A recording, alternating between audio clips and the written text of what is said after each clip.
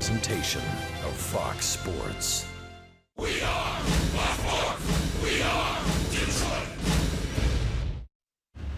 Tigers baseball on Fox Sports Detroit is presented by Bell Tire.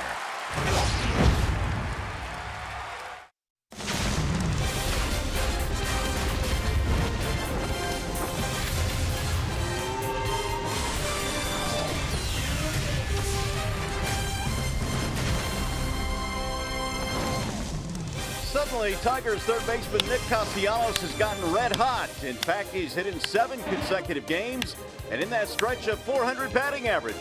Tigers hoping that continues here tonight as we welcome you to Fenway Park. Game 1, Tigers and the Boston Red Sox. Hi again, everyone, and welcome to Tigers Baseball. Mario and Pemba alongside Rod Allen. Glad to have you with us here for Game 1 in this series. Now, over the years, Rod, this can be a very difficult place to play in, but for the Tigers the last 3 years, they've done pretty well here. Well, the reason why they've done well, they've got some good starting pitching and some timely hitting. They're going to need all that today going up against this Boston team, which plays better baseball here than they play on the road. They have a very athletic team. Tigers have to play with a lot of energy tonight. All right, on the mound tonight for the Tigers, Jordan Zimmerman, and he's had a rough start to the season. There's no question about that, but there was some light at the end of the tunnel. Really good start his last time out against the White Sox. Well, we saw Jordan smiling for the first time in a long time after his outing just 5 days ago, and the reason for that is he rediscovered his slider. It's the slider that he had when he was pitching for the Washington Nationals. He finally found that consistent release spot, which allowed him to get the ball down to the bottom of the strike zone. He got lots of swings and misses on that pitch. He threw 93 total pitches, 33 of those were sliders.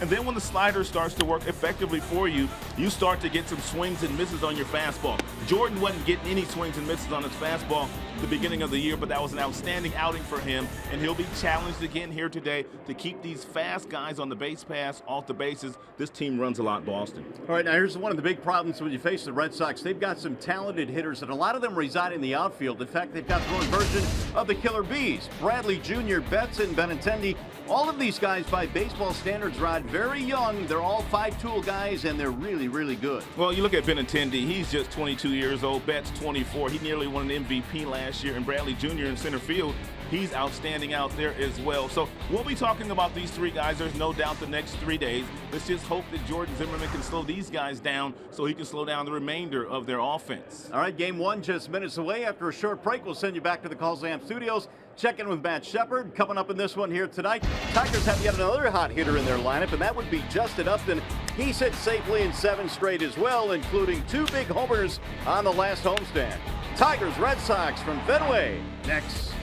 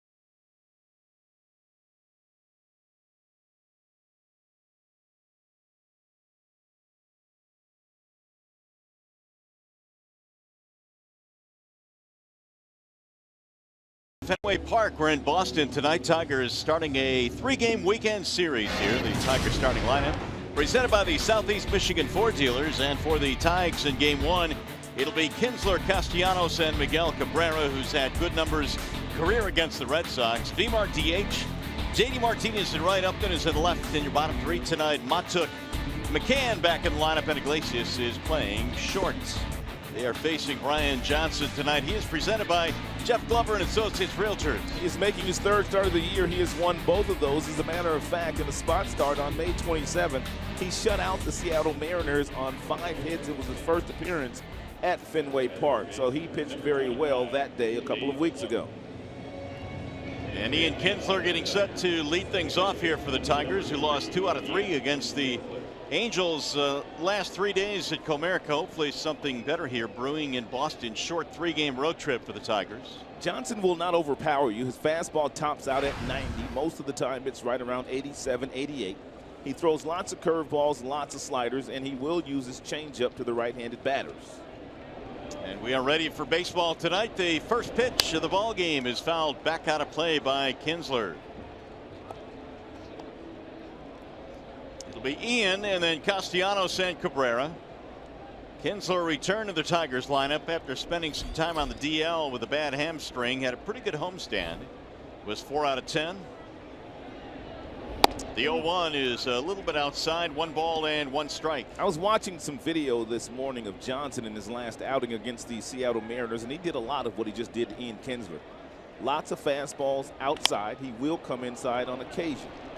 Fly ball to right field where Mookie Betts is waiting, and 1 up and 1 away. Let's take a look at the Boston Red Sox starting defense. It is brought to you by Tim Hortons.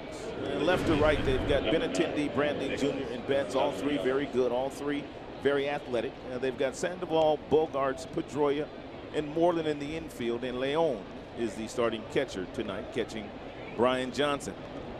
Well, here is Nicholas Castellanos, who is a triple shy of the cycle yesterday in the game against the Angels. And he drives this one in the air to right field. That ball hit well. Betts going back to the track, to the wall, and gone. Ooh, an opposite field home run for Castellanos, who remains scalding hot. 1-0 Tigers. You don't see many right-handed batters go over the Boston bullpen into those seats out in right center field the opposite way. Oh, what a blast by Nicholas. 7th of the year for Castellanos. So Nick appears to be back with a vengeance. Early lead for the Tigers. That'll bring up Miguel Cabrera. He'll drive it foul, back out of play. And Nicholas loves to swing at the very first pitch, and he went up there hunting for a fastball on the outside part of the plate at 88. And the key was Nick did not try to pull it. He stayed right with it, stayed behind it, created some backspin, and that ball traveled a long way in that direction. Strike called on Miggy, 0-2. I have a feeling we're going to see a different Nicholas Castellanos, Mario, the remainder of the year. I mean, there was an episode a couple of days ago where he was a little disgruntled when he was taken out of a game for defensive purposes. And he threw his helmet, and the helmet ricocheted off of Miguel Cabrera. I know Brad talked to him. And the last couple of days, it just seems like he's playing with a different kind of energy to me. Well, I would say so. I mean, both really defensively and offensively. He had the big 3 hits yesterday, and he's opened this one up with a home run. There was absolutely no intent on the helmet hitting Miggy, but sometimes that just happens. Swing and a miss, and Cabrera is out of there. 2 gone. And take one more look at this classic inside-out swing that Nicholas Castellanos has been featuring since he came to the big leagues. And where he caught that ball, man, he got some nice backspin and some real nice carry. And he seemed to know it was gone immediately. Beyond the bullpen. Here's Victor Martinez.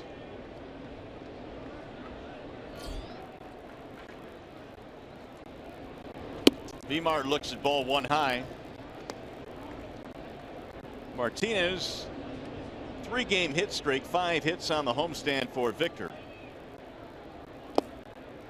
And we told you that Johnson on the 27th of May, he shut out the Seattle Mariners, another good offensive team right here in this ballpark. 9 innings, 5 hits. And Nicholas Castellanos greets him with a home run in the second batter of the game. Well, that was his Fenway Park debut. Yeah. And he threw the 9-inning shutout.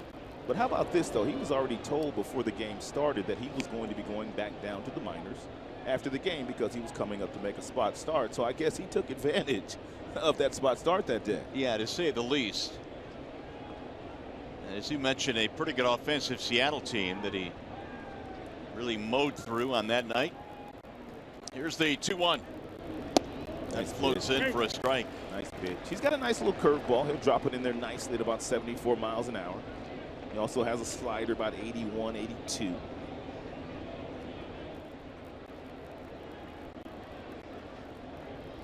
Bouncing ball, third base side, going to get through, base hit.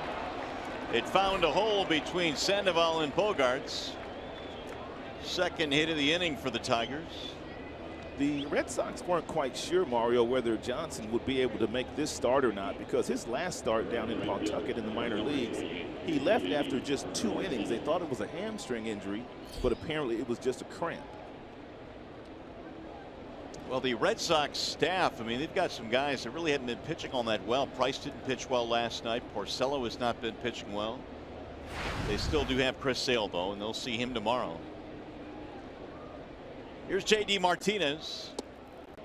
Missing outside, 1-0. I guess we got some encouraging news today because Verlander will get the ball tomorrow opposing Chris Sale. So apparently that groin injury that Verlander sustained in his last outing is good enough for him to go. JB addressed the media before the game today saying he's fine. But really, until you get out there and test it, I mean, I think in his heart and in the back of his head, he really didn't know for sure. But it's going to be one whale of a matchup tomorrow against Chris Sale. There might be a couple of the Boston Red Sox that try to bunt on Verlander to get him moving around and different things like that. JD looks at a strike, 2-1. Johnson got the call there. Against a guy like Johnson, you really have to guard yourself against looking at that green monster that's only 310 feet away. Your natural tendency, because the guy doesn't throw hard and he's left-handed, if you're a right-handed batter, you're going to try to pull everything. So you really have to concentrate on thinking about driving the ball up the middle and the opposite way. If you make some mistake inside, you'll be quick enough to turn on that pitch. Do you think the ballpark here affects hitters? I think it affects some hitters, right-handers in particular, because most right-handers are pull hitters naturally, and they try to pull the ball and hit it over that wall.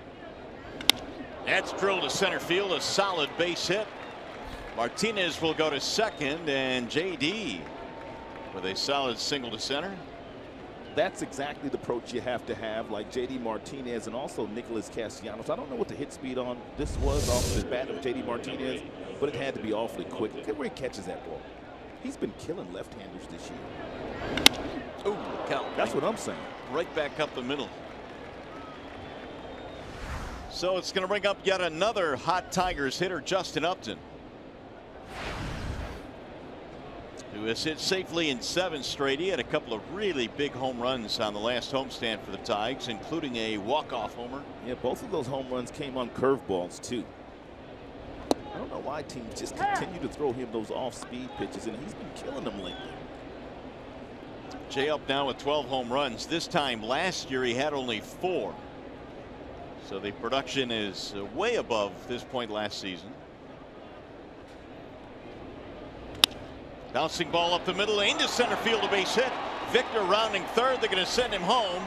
Here's the throw to the plate, cut off. It's an RBI single for Justin Upton, and the Tigers lead 2-0. And Tiger is off and rolling here in Fenway Park tonight. Another curveball thrown by Johnson to Upton, and we talked about Upton. He's been murdering a lot of these breaking balls lately. This is a hanger. Johnson's kind of lucky that ball stayed in the ballpark. Carl Willis, the pitching coach for the Boston Red Sox, out with an early visit tonight. Really nothing cheap about any of these Tigers hits. While they talk about that, we'll tell you this. The field conditions are presented by Ace Hardware and the Scotts Company. 75 at game time here tonight. Partly cloudy, but otherwise a spectacular evening at Fenway. One of the most storied ballparks still remaining in all of baseball. It's a shame that we come here and only get a chance to do one game. It'll be a quick trip in and out for us. Tigers have a 3-game series, couple of national games. Here's Mikey Matuk. He will stand in now with 2 outs. Tigers have a chance here to put a really big first inning together against Johnson. And it's nice that Zimmerman will take the mound in the first frame with a lead. I mean, that should only add to his confidence. Tigers got him a lead as well in his last outing against the White Sox really early. Matuk the start in center tonight, 5 for his last 10 at bats. There's Zim waiting to see how much the Tigers will get him offensively. 2-0 the count.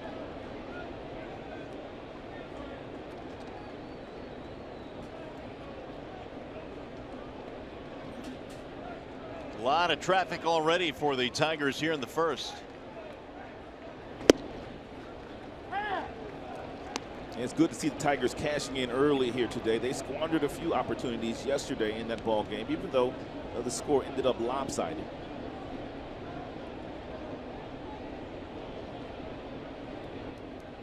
Here's the 2-1. 3 balls and 1 strike.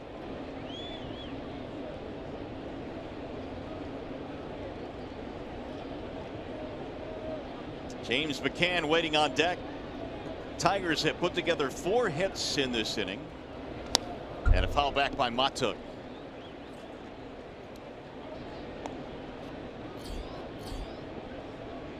.25 already in this inning for the left-hander. And 16 of those strikes. He's missed the strike zone with 9 of those.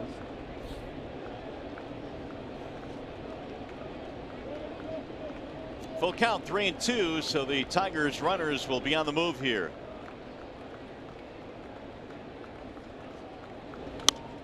Driven foul back out of play. Tigers have gone with several different guys out of that center field position. Presley got a couple of starts in a row in the last homestand. We've seen Romine, who made a spectacular catch yesterday. And Jacoby Jones had a few starts in center field before he was returned back to the minor leagues.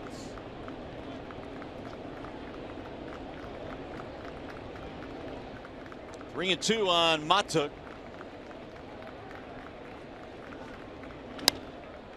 Popped up down the right field line, slicing. It's going to stay in play, and it's caught there by Betts to retire the side. Tigers get a couple of runs on 4 hits and lead 2. A good start for the ball club tonight.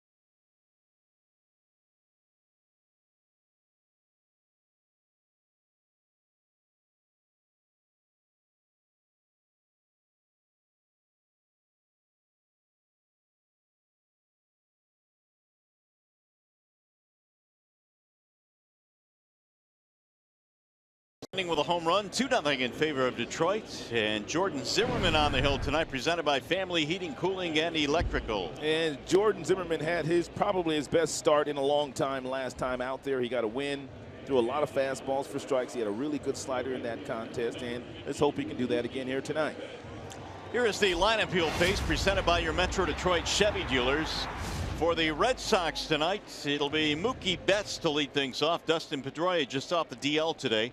Then Bogarts, Moreland, Benintendi, who's been hot over his last 5. Hanley Ramirez DHing, Bradley, Leon, and Sandoval wrap it up for John Farrell and the Red Sox. Here's Mookie Betts. And he will look at strike 1 in the outer edge. Betts 259, 9 homers. He's knocked in 33. The 0-1. He has some of the quickest hands of any right-handed batter in our sport. Lethal on fastballs is Mookie Betts. And when you throw him one, you have to locate it. Way inside, backed him out of there. 2 balls and 1 strike. That's a nice job. There's Chili Davis, my good friend. He's the hitting coach of the Boston Red Sox. Chili hit 350 home runs in the big leagues. Switch hitter. Inside, now the count goes 3-1. Don't know for sure, but it looks like Zim is committed in pitching Betts inside for the reasons that I just gave you. He's got really quick hands. Might want to throw a breaking ball here. Fouled back out of play. 3-2. Now here's Betts hits by direction. You can see a lot of them to the pull field. He will go to center field. Very seldom does he go to right field.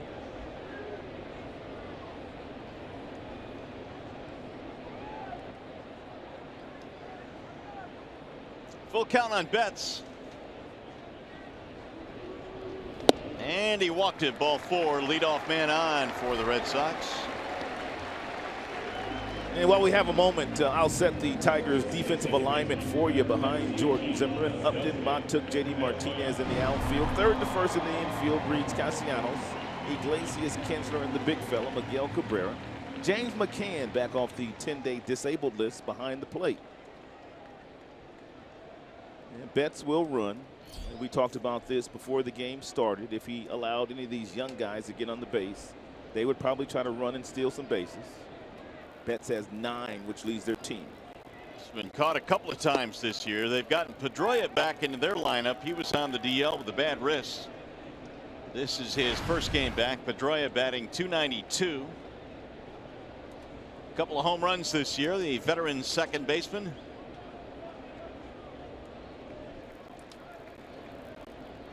And Betts draws the throw. There has been 5 steals attempted this season with Jordan on the mound, and they've made it safely all 5 times. Well, it used to be, Ron, where this Red Sox team was a slugging bunch and they didn't run a whole lot. That's right. That has changed dramatically the last couple of years.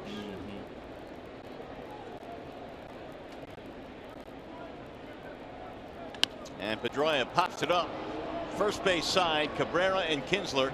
It'll be Ian Kinsler for the play. 1 gone. So Pedroia retired. That'll bring up Xander Bogaerts. Heck of a night here in Boston. Temperature in the 70s. Tigers beginning what is a very short 3-game road trip. 3 here this weekend. Here's Xander Bogaerts, who comes in with a career .341 average against the Tigers. He's a good player. A lot of times when you come to Boston, we talk about Betts and Benintendi and Bradley, and I think Bogaerts does not get his due. You going to throw him in with the Killer Bees? He won a Silver Slugger last year, and he won another one the year before. I mean, this guy can ball, man. 7th right now in the American League in batting. Tigers lead 2-0. Home run by Castellanos and an RBI single for Justin Upton. Huge lead for Mookie Betts at first base. And he just got back that time.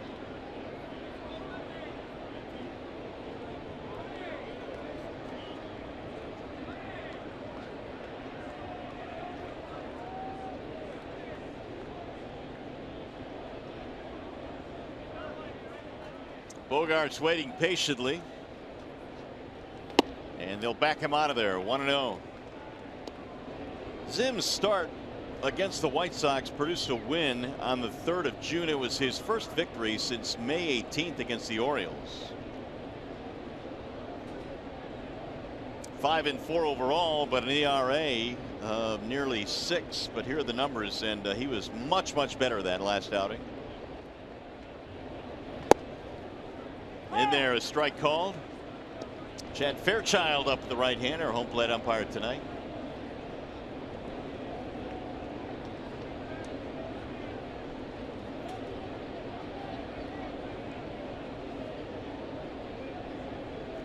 Bogaerts last year hit 21 home runs. Was an all-star for the first time. Another throw, and again, Betts diving back in. And more than likely, all these throwovers are coming from Brad. And Brad handles the running game. Of course, he caught in the big leagues for 18 years. He'll go through a number of signs, and James McCann will simply relay to the pitcher what he wants him to do, whether he wants him to throw over or whether they're allowed to throw the ball to home plate.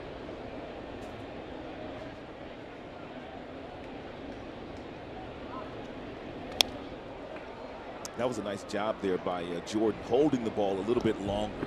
When you don't have a great move, I mean, one of the ways to slow down the base runners, you simply hold the baseball once you come to your stretch position. And if you hold it for 3 or 4 seconds, that base runner will get a little antsy out there. And then once you deliver the ball home, very seldom do they get the kind of jumps that they were anticipating getting. A little bit of a stop and start, too, for Betts on that last pitch. Now the 1-2. And Zim wanted that, didn't get it. 2 balls and 2 strikes.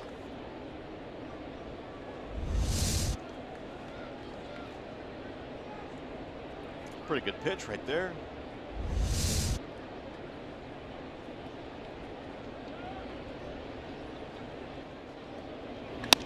Oh, look out. Line right back to Zimmerman, who can't find it. Now he locates it.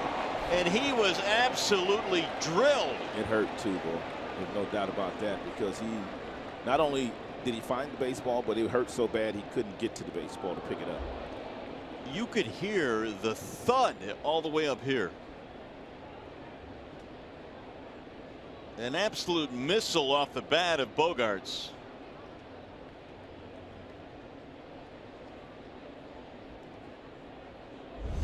Let's see where it got him. Looked like it got him on the backside. Yeah. Which in the grand scheme of things is the place where you prefer to get hit over any other place. Yeah, that's probably the best spot. He's going to have a nice little mark tomorrow, though. Well, he got a nice little mark now. I don't think we'll have to wait till tomorrow. And we'll see if he'll be able to continue here. That ball left Xander Bogaerts' bat at 111 miles an hour. And so Zim is okay. He'll remain in the game, but I'm sure he'll be feeling that the rest of the night. Keep in mind the major league average hit speed is about 98 miles an hour. We've had a couple of rockets already hit back up the middle. JD, he hit a rocket. So the Red Sox now have the tying runs on here. Tigers lead 2-0 in the first. And Mitch Moreland stands in. 7 home runs this year. Moreland had a huge series when the Tigers met Boston in their first homestand of the year. He was 8 for 15. And not only that, but he had 5 doubles in that series.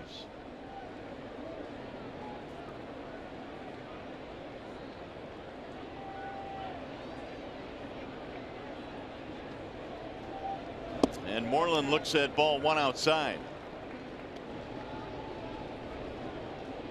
Red Sox came into this game at 32-27, trailing the Yankees by 3 in the East. The Tigers trying to get back up to 500 after losing yesterday to the Angels. In fact, they dropped 2 out of 3 to the Halos.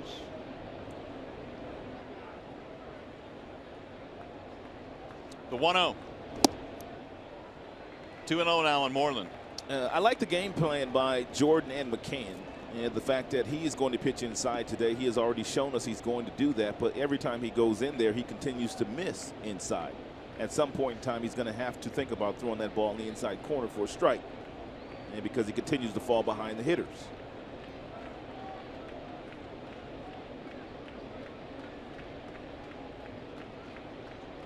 There's Rich Duke, Tigers pitching coach in his second year. There's a ground ball to first. Cabrera spins, goes to second, pulled him off the bag, but he's out at second base. Bogart should have slid. Why he went up or in standing up, I don't know. It seems like if he'd have slid, he might have been safe because he kind of slowed down when he got to the base.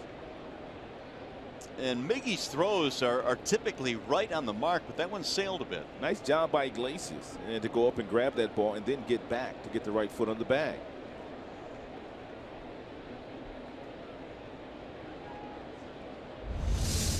And Miguel grabs the ball, and he's going to get two here. He fires to Iglesias, but he fires widely, but Iglesias is able to catch it and apparently get back to the bag, but they're going to challenge on the Red Sox. Well, they must have something. I mean, he looks out there. He looked out to me, too. But the challenge here in the first inning, on a play that didn't appear to be all that close, at least on that last replay we saw, I would assume this is not going to take very long. It's Alfonso Marquez right now. Well, that was quick. Yeah, he's out. I'm really kind of surprised they challenged that play. Is that the quickest replay in It the might history be. of replays? Yeah, I mean, that was, what, less than 10 seconds. John Farrell wasted a replay on that in the first inning. In the first inning. I mean, yes, he came off the bag, but clearly out. But you see how Xander started to slow down? If he'd have just continued to run and slide, he might have had a chance to make it safely. John Farrell He got some false information. He doesn't look happy. No. He does not look happy right now. He got some bad info. He got some bad information. Well, here's Benintendi now with 2 outs, men at first and third.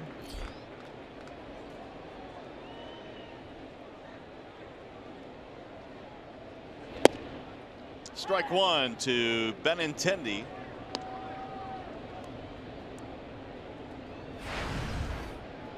.31 RBIs this year, .267 batting average. And even though he had quite a few at-bats last year at the tail end of the season, he is still technically a rookie this year, Andrew Benintendi.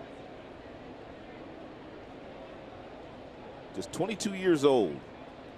Well, when Benintendi came out of Arkansas, he was considered the best pure hitter in the draft that year. And we have seen why here at the major league level. Rolled foul. 0-2. They've got him shifted to the right side. They give up the left side of the infield.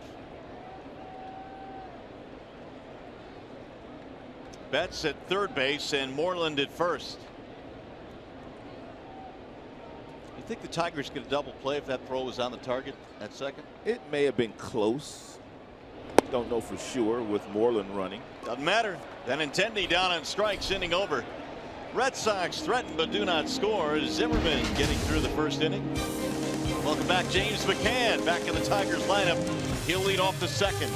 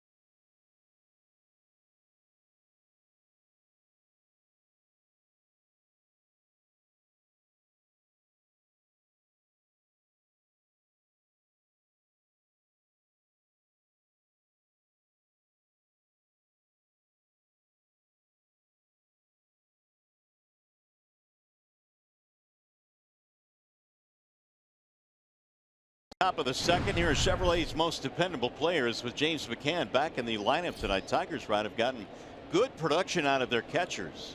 And take a look at what they've done so far this year. Home runs first with 16. They've driven in quite a few runs. They have a very high slugging percentage, and of course that goes for McCann and Alex Avila. McCann went down to Toledo, had a couple of rehab assignments. He is back in the lineup here tonight, and timing really is pretty good when you consider all the lefties they'll face in this series. Alex Avila did a tremendous job. He also had a nice tune-up while he was down in Toledo. He faced Jason Taillon, is that his name? Jason Taillon. Taillon, yeah. Taillon. Jameson Taillon. Yeah. The pitcher for the Pittsburgh Pirates. Yeah, it's just kind of hard to say, but that's him. Jameson Taillon. Yeah, so it was a pretty good challenge for him.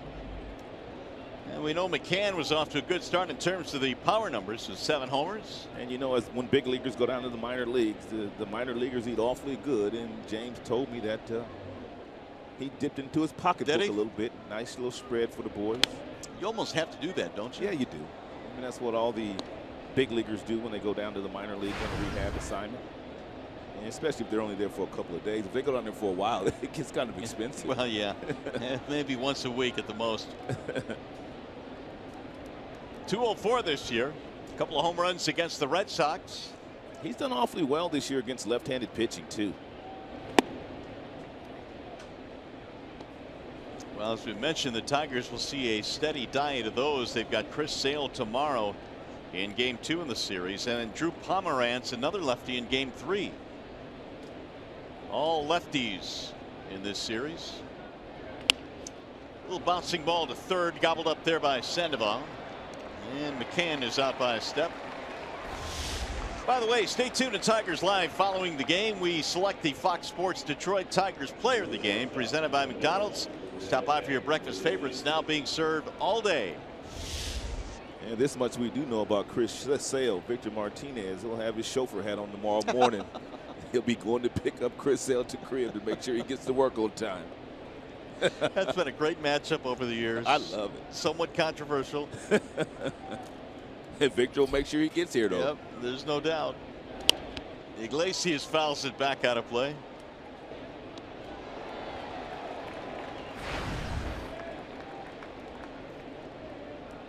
Iggy at 244. Pretty good homestand for Iglesias. In fact, he batted .386 on the stand. That's driven to right field. On the move is Betts. 2 gone. And better inning this year for Johnson. Overall today, he's 6 for 9 in first pitch strikes thrown. It's one of the reasons why the Tigers have been so aggressive on first pitches. I think 5 of the 9 guys so far today have swung at the first pitch. Well, they've got off to a nice start against this lefty who doesn't throw all that hard, as you mentioned, Rod. What is it about lefties, do you think, that really gives the Tigers difficulties? Well, a lot of the guys are touch and feel guys. They don't necessarily throw hard. Most of the guys throw 88 to 91. They throw you breaking balls in fastball counts. And vice versa. And I think the Tigers have a team where they're very good at hitting fastballs, and sometimes it's tough for them to make those adjustments during the course of the game. But they've made a nice adjustment here early against Johnson. Well, they do have a team full of guys that can hit the fastball, don't they? They do. Middle of that lineup. Kinsler's always been deadly on fastballs. Nicholas, Miggy, Vic, JD. Fouled out of play. Kinsler flied to right field to start the ball game. 0 for 1. Ian had a nice game yesterday. Played with a lot of energy. Singled, stole a base, and scored a run in the first inning of yesterday's game. He attempted to steal third base, too, at one time in yesterday's game. The pitch was fouled off, I believe. You know, that ball game yesterday, Rod, is just one of those games that when you look back, you say to yourself, you really got to win this game, because you had Fulmer on the mound and a shorthanded Angels team, but it didn't work out that way. And they had a 4-1 lead. Right. I mean, going into that game, when the Tigers had given Fulmer 4 runs of support, he was 15-1 in his career. There are a handful of games, I think, every year where you look back and you say, yeah, should have gotten that one. And yesterday might be one of those days. I mean, Fulmer was cruising through the first 4 innings, just 48 pitches. And then he went out there in the 5th inning and gave up 6 hits. And 4 of the 6 hits he gave up in the 5th were on fastballs. He really did not have a good off-speed pitch yesterday. And Brad talked about that after the game. Meanwhile, 2-2 on Kinsler.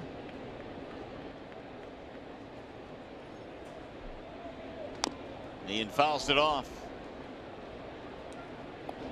Well, as we get deeper into the month of June, the Tigers need to start picking it up, especially this month. They've kind of had a sleepy first 2 months of the year, and as a result, they are under 500. I think they'll start to heat up. The Tigers have always been a really good warm weather club. Real nice night here tonight in Boston. They say this is one of the nicest nights they've had in Boston all year. Really? It's beautiful. Well, we're glad to be here. Right. Pretty good bat here by Kinsler. You and I both have an opportunity to sit in the stands and watch a game here in the past. It's spectacular. Unbelievable. Look out. Pulled foul back to the dugout. I told you I had a chance to sit in Wrigley Field as well last year during the World Series and sat in center field out there with all the fans. So I was out there amongst them. And it was one of the greatest experiences that I've ever had in a ballpark as a fan. Can't imagine. There is something about the old-time ballparks. Wrigley, Fenway. Again, the 2-2, and it's driven again. A nice battle here going on between Johnson and Ian Kinsler. It has reached a 10-pitch at-bat status. Ian's had a nice little two-strike approach. He really isn't striding. He kind of spreads out, and that front foot really isn't coming up on the last 5 swings that he's taken. Just simply trying to stay within himself and make sure he gets a good pitch to hit.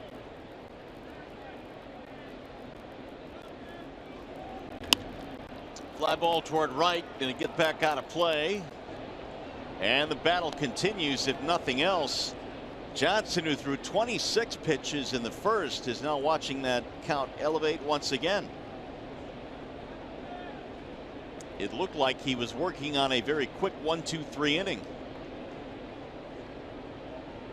He may end up getting Kinsler here, but this bat will pay dividends down the stretch.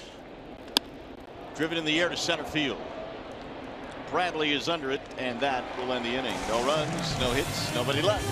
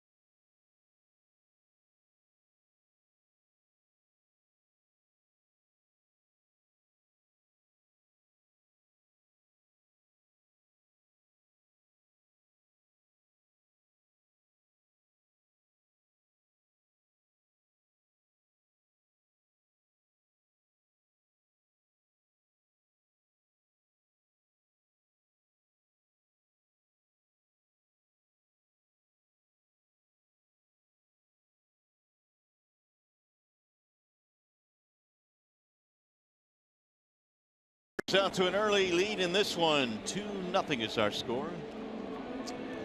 Well, we've got a lot of Tigers fans here at the ballpark. It's kind of a tough ticket here at Fenway. It's kind of tough. That one lady looks like she's sitting right behind that. It's a great view, huh? Yeah, that's tough. She's in the place, though. I guess. Maybe she got a discount on that seat. I would hope so. Hanley Ramirez leads it off as we go to the bottom of the second. It'll be Ramirez, Bradley, and Leon.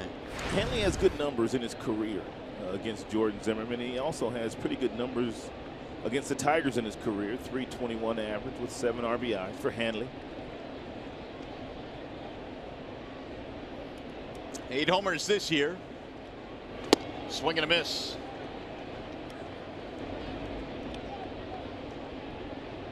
Hanley DHing in this one.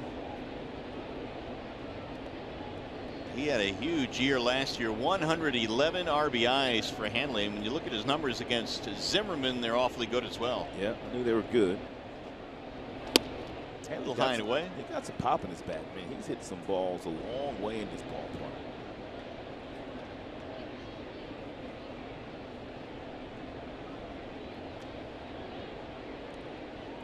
Ramirez 24 driven in this year. Former Rookie of the Year over in the National League when he came up with the Marlins. And that one just missed inside. 2 balls and 2 strikes. At one time he was traded with our very own Anibal Sanchez from the Boston Red Sox to the Florida Marlins. Hanley was real young at the time.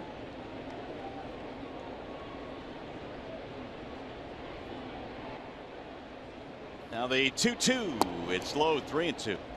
Hanley won the Rookie of the Year in the National League in '06, and that, of course, was the year that our own Justin Verlander won it in the American League. So the 2 Rookies of the Year for that year are in the ballpark tonight. Long, long time ago, and they've all, or both of them, have put up big numbers since. The 3-2 is a bouncing ball left side, cut off there by Castellanos. His throw is high, not in time. Pulled him off the bag. It's a nice job by Castellanos backing up on this ball, which had a lot of top spin on it. So he got the right hop that he wanted to get. He got it right around the waist, but when he wheeled and threw, he forced Miggy to come off the bag, and therefore he might get another error on this particular play because a good throw probably gets Hanley. You had to back up and get to the grass to make that play, but I think you're right. I think a strong throw gets him. It's one of the things that you have to do at the third base position because they call it the hot corner. And sometimes you have to back up to get the best possible hop. And sometimes you have to charge the ball as well and to create trickier hops for yourself.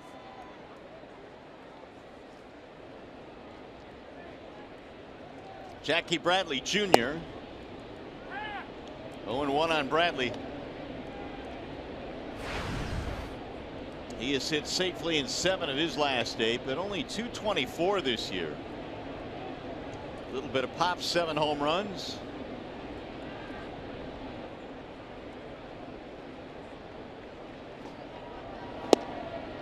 In there, a strike on the outer edge. So far tonight, Chad Fairchild has given both pitchers the outside part of the plate.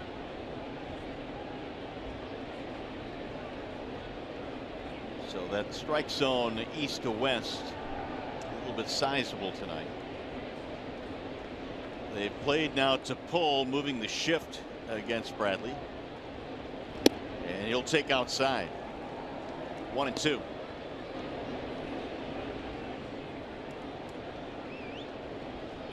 Red Sox got a walk and a single, but could not score in the first.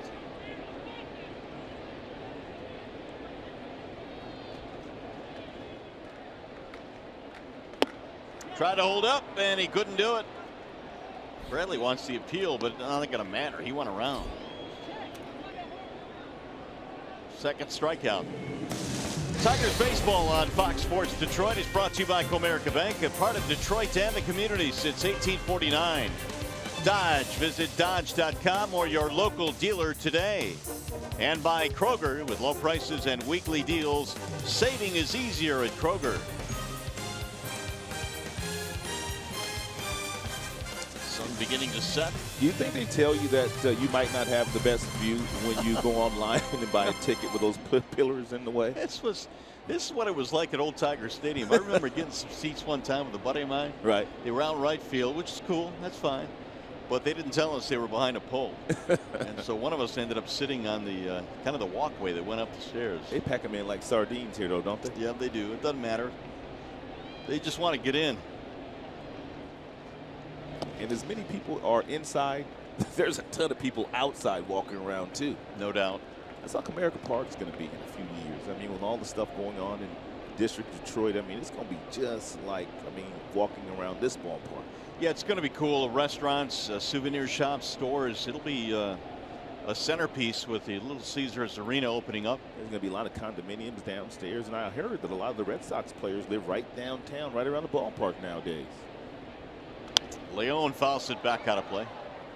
You ought to get you one of them penthouse condos, man. You know what? I don't know if I'll get a penthouse, but I'm seriously thinking about venturing downtown in the next year or so. Nice. Yeah. If I can get one of those nice contracts like you got, about 6-7 years, I'll go for sure. I'm just day-to-day around here, though.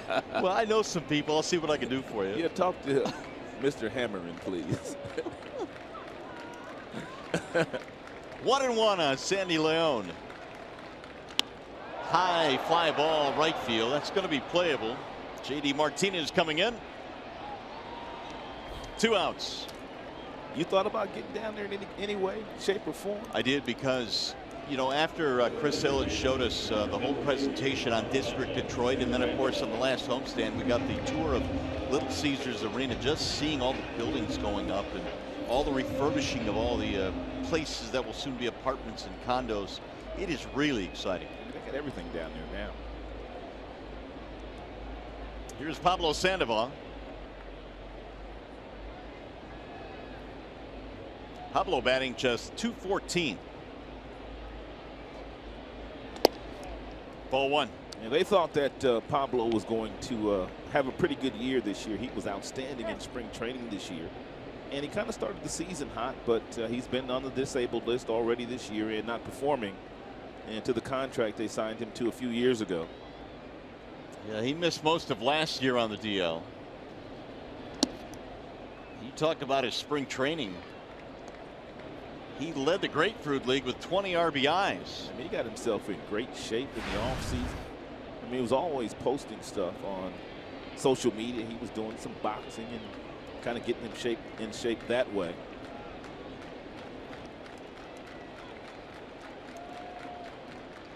Two 2-0 on Sandoval. 2-1. Pablo, of course, had that big World Series in 2012. The Tigers fans will not soon forget. He was a one-man wrecking crew. He was. He hit 3 home runs against the Tigers in that 2012 World Series for San Francisco. I mean, that kind of started the whole series off. It did. Against Verlander. Yep. You know, he was our guy.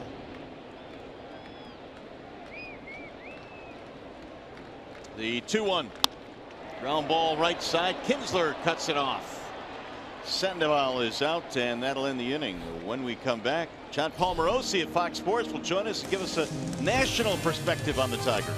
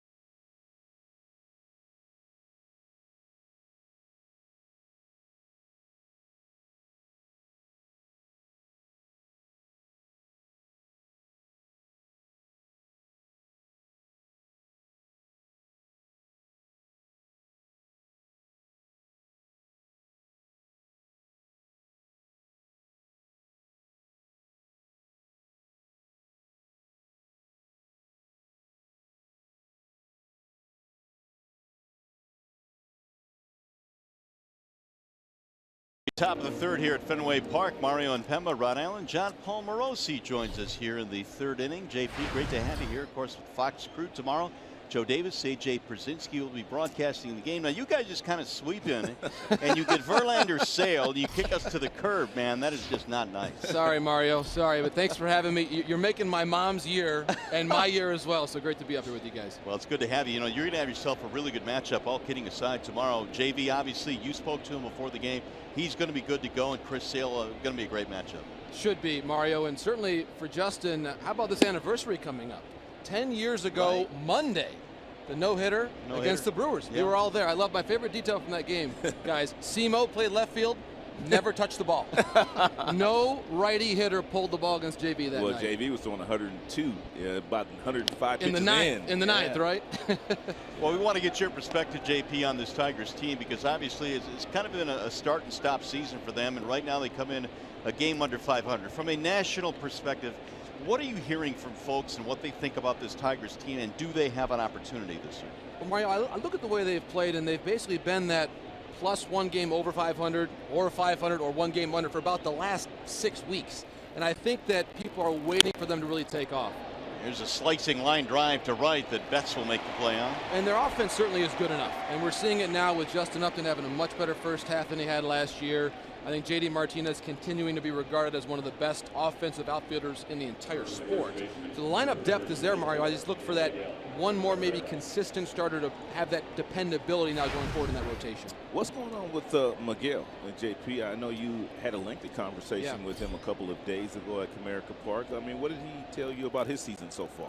Well, a couple of things, Rod. I think the first and foremost thing is he's trying to work his way back into what shape will work for him based on his body right now. He talked to me about having to lose, and he says he has lost, in fact, 20 pounds since the season began, trying to lessen the burden on his lower back, on the surgically repaired right ankle that he had a number of years ago, just to find a more sustainable body composition, if you will. And I was asking him about certainly Albert Pujols' achievement in 600 home runs and saying, hey, you got 451 right now. How do you feel about your pace? And he laughed and said, well, if we can move that center field fence in about 20 feet, I'll feel pretty good about it. He was joking about it. There was no criticism there. But I think he's realizing, guys, how hard it is. These numbers of longevity, whether it's 600 home runs, 300 wins for a pitcher, they're hard. And we're seeing Miguel and Justin each approach it in their own way. And I think Miguel's just trying to find his hands, find his rhythm now all over again. Rick Williams is a good friend of mine, longtime scout. He now scouts for the Atlanta Braves, and he had Mickey when Mickey was a rookie in the Florida Marlins organization. And Mickey told me that he and Mickey had a nice conversation in spring training. He said Mickey has wondered where it's all gone. He's 34 years old now, and he feels like he knows, like, not the end is closing in on him, but those first 14 years, I mean, he doesn't do the same things he used to do. You're right, Rod. And I think one thing Miguel talked about, and I asked him about the end of his contract, if you will, not to look too far into the future, but that's 2023. His age 40 season. That contract still goes through that point. He told me there's a lot of pride he wants to have in continuing to be a productive player at that point in his career. But you could tell he had a smile on his face today, guys. His brother, younger brother Frank, as you know, part of the support staff with the Tigers, he was taking some BP today with the rest of the guys trying to go for the monster. Nice. Frank bats left-handed. Does he? And so I said to Miguel afterwards, I said, why does Frank bat left and you bat right? And he said his uncle David Torres actually taught Frank how to bat left-handed. Miguel wanted to be a switch hitter too, but actually his uncle David passed away before being able to teach him the lesson. So that's why Miguel remained a righty hitter. See, this is why you are who you are, man. You dig this stuff up. Miguel said his uncle did teach him baseball, though. Yeah. And he said, of course, the younger Cabrera siblings and nephews, Rod, they all bat righty. They want to be like Uncle Miguel, I think. Right. Well, with two gone here in the third, Victor Martinez the batter. Johnson has looked much better since that bumpy first inning when he gave up 4 hits, a couple of runs. Vimar to the ball game with a single and a run scored. JP, is this the best young outfield in baseball? It's one of them. I think with the Red Sox right now, the way they've played, and Mookie Betts and Bradley and Benintendi. I think Betts, we talked about last year. He was my vote for MVP, Rod. I guess I had the wrong answer on that one. Trout was the right answer, but I thought Mookie, for everything he does and what you said earlier about his bat speed from the right side, phenomenal. Also a great bowler. Yes, he is a great bowler. Who would you compare? I mean, Houston's outfield, Houston's outfield is so good. Buxton and Rosario in Minnesota. Yes. I think Houston's outfield, of course, Reddick they added this year. I love Springer. Ooh. Springer's one of my favorite players to watch in the game right now. Of course, from Connecticut, a New England guy. I think Houston right now, Rod, that team is stacked. And they may be one starter short. Keuchel goes in the DL. Exactly. So maybe they have to make one move there with the rotation. But Houston, they got that taste a couple years ago, maybe a bit ahead of schedule. They lose in 5 games to the Royals, who then go on to win the World Series. Houston, for me, very tough to beat in the American League playoffs this year.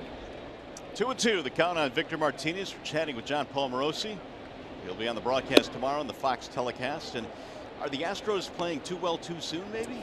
Great question, Mario, because we had the same talk about the Cubs last year, right? Are we seeing them play maybe at that point, too high of a point before they can cool off at the end? But they're up there right now, Mario, one of the best. They're on pace to have one of the best 4 regular seasons in the modern era, I believe, with that winning percentage up around 700. So are they peaking too soon? Perhaps, but I tell you what, one big difference for them than 2 years ago, their bullpen. A deeper bullpen there. No doubt. Giles, Gregerson, Harris, Davinsky, a multi-hitting guy. Much better pen. 3-2 on V-Mart. And he will take the ball 4 down low. Tigers get a 2-out base runner. Well, tomorrow it's a great day for baseball on FS1 and Fox. It all starts with the Royals battling the Padres at 4 Eastern on FS1. Then on Fox, the Tigers take on these Red Sox at 7 on your local Fox station, or you can watch it live on FS Go and join Joe Davis, AJ Przinsky, and our good friend John Paul Morosi, who's joined us in the booth here. And speaking of guys, JP, that have really been, I guess, not missing a beat, it would be J.D. Martinez, who came out of nowhere and all of a sudden hit 10 homers. Mario, I tell you what about J.D. I looked this up, actually. Since he came to Detroit, 2014, the career renaissance for him. 2 outfielders have a better OPS than J.D. 2 of them. 2. You may have heard of them. Mike Trout. He's good. And Bryce Harper. He's good. That's it. Wow. J.D.'s ahead of everybody else. He's been that good. He'll check and foul. What's the word on the street, though, regarding J.D. Martinez and whether he may be able to stay here as a Tiger beyond the trade deadline? I think, Rod, he is looking at a pretty substantial payday after the season is over. And, of course, the final year of his contract. I think the market for him is going to be strong. Teams like the Dodgers need a righty bat out there in the outfield, I believe. So you have some big spending clubs that have the wherewithal to get a J.D. Martinez. Sandoval with a great play. Safe at first base. J.D. beat it out. That'll be an infield hit. How about the play by Sandoval, though? We told you that he lost some weight in the offseason. He's still kind of big over there, but for him to make this type of play, one step and a dive, and then he bounces the ball over to first base, but when the ball hit the grass, it kind of died. And that allowed J.D. Martinez to get a couple of extra steps and get to first base safely before Moreland was able to get the ball in his glove. But a nice play by Sandoval. So a 2-out threat now for the Tigers, and Justin Upton will come strolling in. And John Paul, I wanted to ask you about the rest of this division, because now when you look at Cleveland, they really have not taken the horse by the reins, nor have the Minnesota Twins. So, I mean, how are you handicapping this division?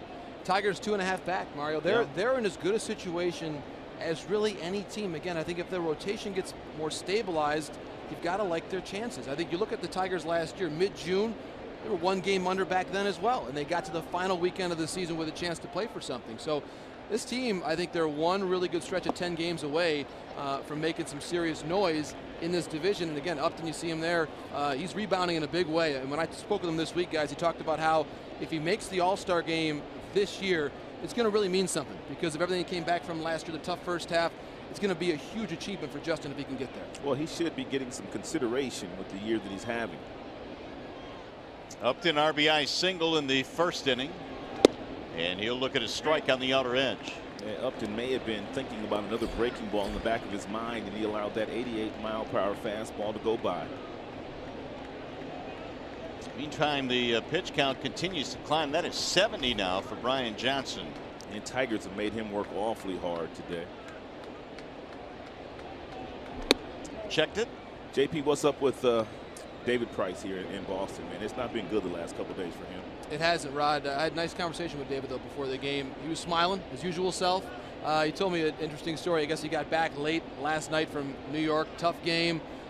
He gets back home around 3 o'clock. He's, of course, his new father. His son, Xavier, is just several weeks old. And David said he just stayed up with Xavier, didn't go to bed until 9:30. Actually went to McDonald's at 6 in the morning for breakfast. So he said maybe a couple people recognized him there at McDonald's there at 6 in the morning here in Boston. Pedroia throws out Upton. That'll end the inning. John Palmarosi, thanks for stepping by, buddy. My Appreciate pleasure, it. guys. Thanks so much. Catch you tomorrow with Joe Davis and AJ Przinsky. Tigers and Red Sox.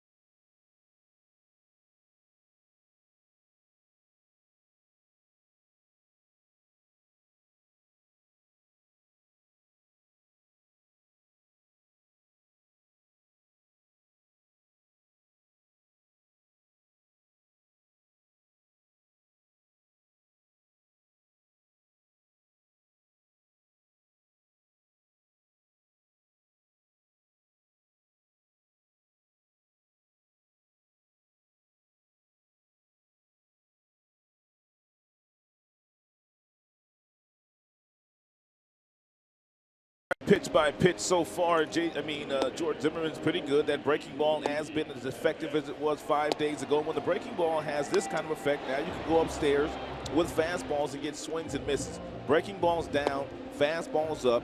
Through the first 2 frames of tonight's game, George's been on point. JD's been good today, too. He's 2 for 2. Yeah, you're right there. So here come the Red Sox now against Zim, and a strike call. And he continues to throw that breaking ball in the very first pitch when he knows guys like Betts are up there looking for the fastball.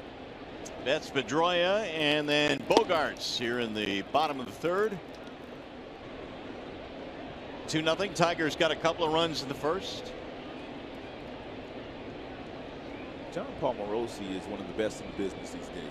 He's a hard worker, man. He kind of started with us. I mean, back in the day, he was doing some pre-game stuff with us and some post-game stuff. And next thing you know, he's doing some national stuff. And now he's doing the national game of the week. He was a beat writer for the Tigers a few years back, in Michigan resident. So we'll look forward to watching him tomorrow. He said his mom's name is Chris. Chris, you raised a very nice man. 1-2 the count on Mookie Betts.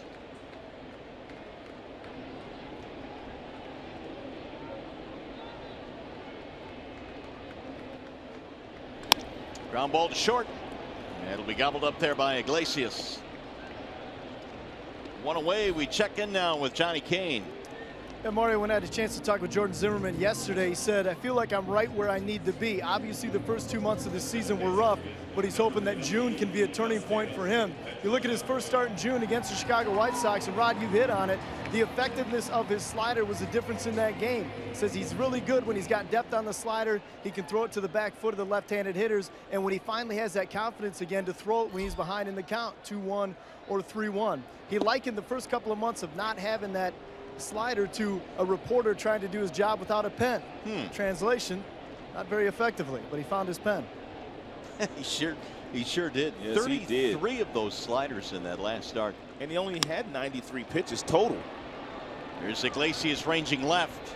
Pedroia is out, 2 gone. Is it just me, or is Iglesias as steady at the position this year than he's been in any year? I know he's been good in the past, but he just seems to be zeroing in on all the routine plays. He's always made the flashy plays, but the routine plays also with a lot of consistency. There is really only one play that I can think of this year. It was on a recent homestand on a routine ground ball where he just made a bad throw, but otherwise he has been as you mentioned, extremely steady. He has never won a Gold Glove, although he was one of the finalists last year for a Gold Glove at the shortstop position. Xander Bogaerts. A couple of really good shortstops in the building today. And the reason why the Red Sox traded Iglesias a few years ago is because they had this kid right here. And Xander Bogaerts, they knew he could play shortstop. Bouncing ball left side, this time Castellanos. Good inning for Jordan Zimmermann. 3 ground ball outs. 3 in the books at Fenway.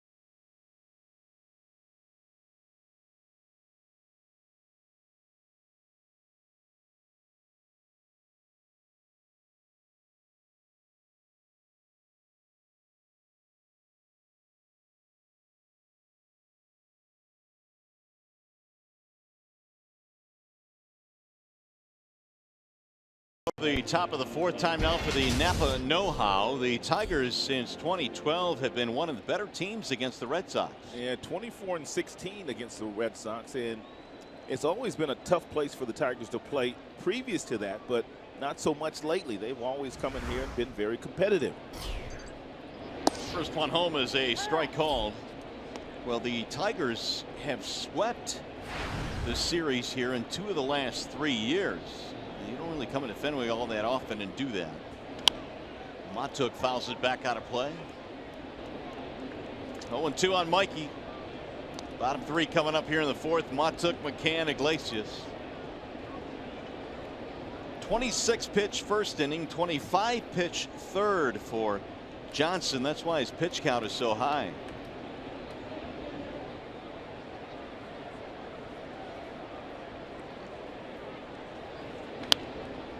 Another foul back out of play. And Tigers have won 5 of their last 7 games. They've been averaging 7 runs a contest in those 7 games, and they've hit 14 home runs. So the offense starting to perk up a little bit for Lloyd McClendon. 75 now for Johnson, who, by the way, threw 100 in his last start. There's legendary Lloyd. That's his nickname. From Gary, Indiana. You know who else from Gary, Indiana, right? Michael Jackson. The Jackson 5.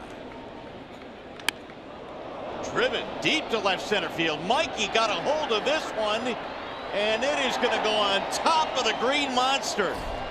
Oh, did he crush one? Off the bat, you could tell Matuk got all of that one.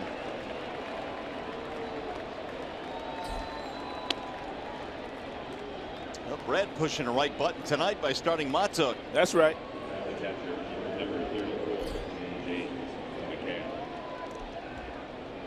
Big old smile there from Ausmus.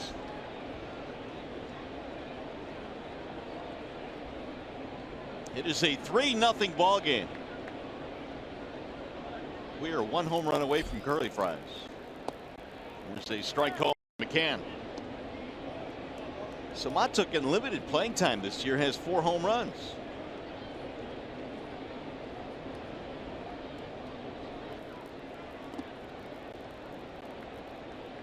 You know, it's funny when you watch guys hit home runs, they get back to the dugout, they're always breathing extremely hard. Even though all they had to do was trot around the bases, man, that adrenaline kicks in. Guys like Mikey, I mean, they don't hit that many, so they're not quite sure when they do go.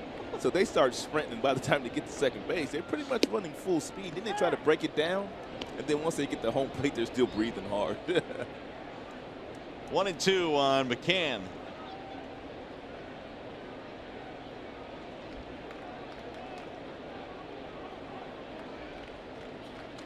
And James fouls it back, out right into the booth. Ooh, wait, man, that's really some good work there in ducking. You know that's right. Oh my goodness.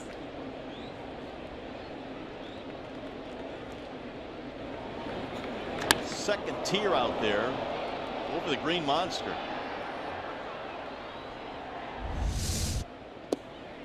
It'll be slowing away. 2 balls, 2 strikes. Speaking of breathing hard, has your heart rate come back down after that one? I'm pretty good now. That thing came up here smoking hot. Did you see it coming? Yeah, but I saw it coming toward you. And I thought, well, I got 2 choices here. I can try to help him out or save myself. 3-2 on McCann.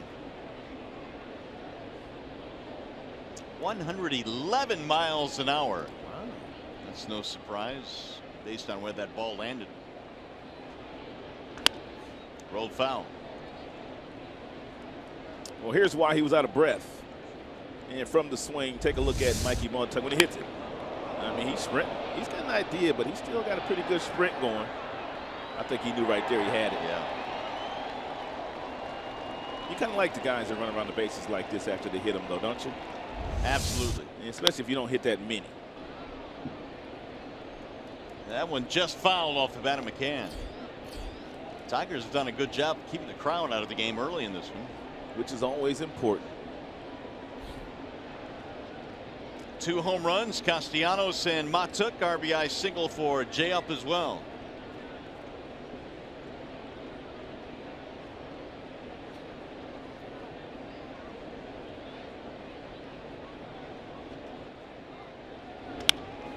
Popped him up. Shallow right field. Pedroia backpedaling. And McCann is out. 1 away. Time for a game break now with Matt Shepard.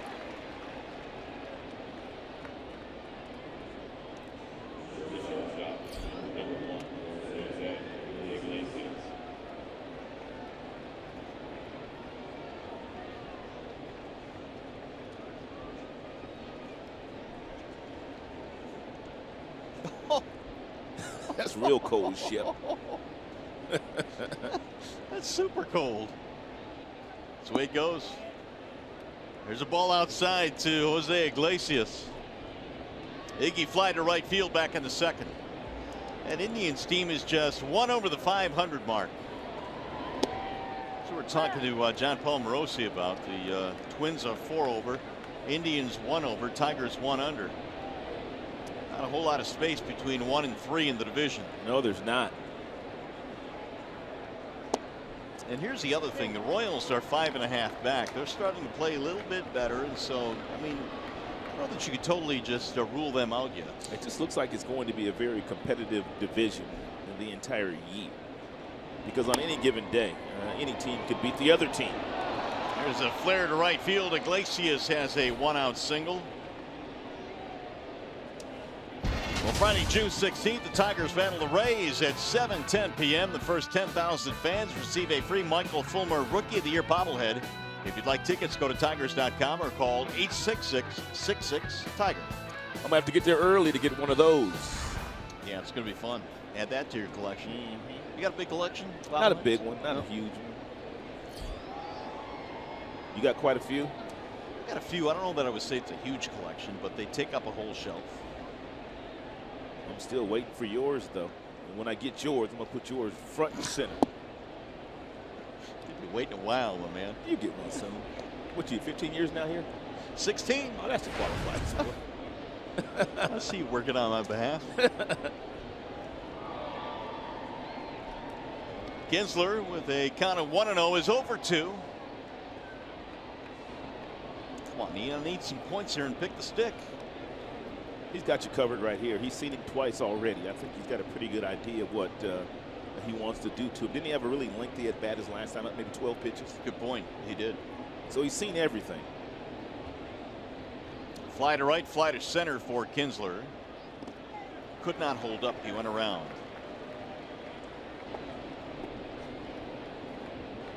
One thing is for certain, the Tigers will be getting into that Boston bullpen, and that's something that many teams really haven't done a whole lot of. He's at 92 now, but the Boston pen has thrown the fewest innings. And there's a lot of guys in the big leagues these days that don't complete 5 innings and they throw 100 pitches. Yeah. Unlike any previous year that I could ever remember.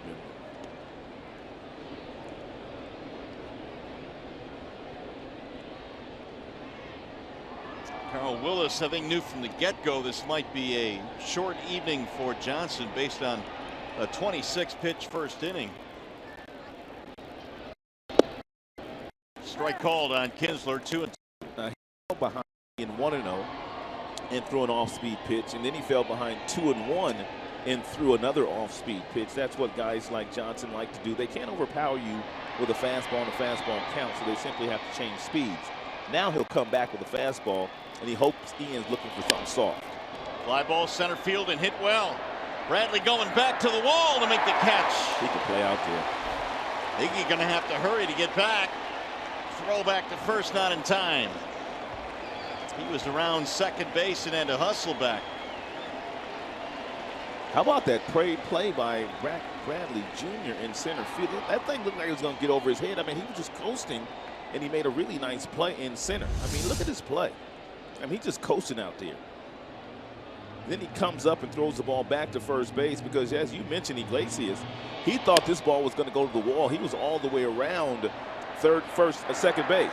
And when the ball's caught, obviously you have to get back, tag second on your way back to first. That's good base running by Iglesias right there. Good base running. Well, with 2 outs, that'll bring up Castellanos. He made a bid for a knock, partner. He did. You know, he can ask to hit the ball to the wall. They've hit some balls extremely hard today against Johnson. Yeah, Nick hit one hard to the opposite field back in the first inning, a solo shot the other way. Homer number 7 on the year for Castellanos.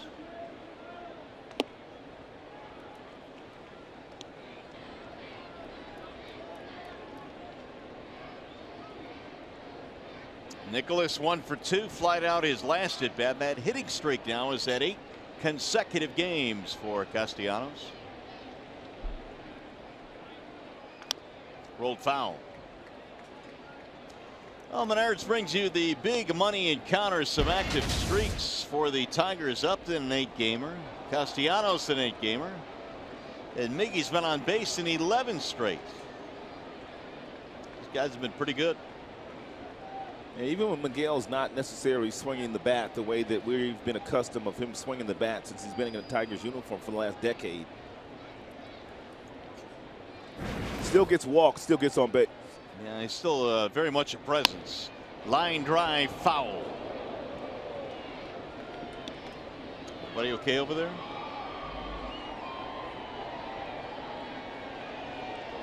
You have to pay attention. They used to have right there by the Tigers dugout to the right.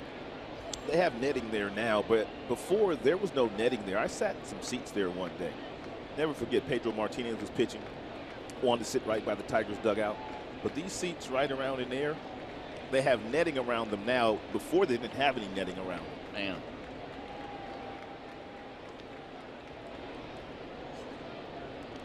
Well, this area down the left field line in this ballpark, the ball gets on you in a hurry down there because it juts into the field of play. There's that little triangle area out beyond the Tiger dugout.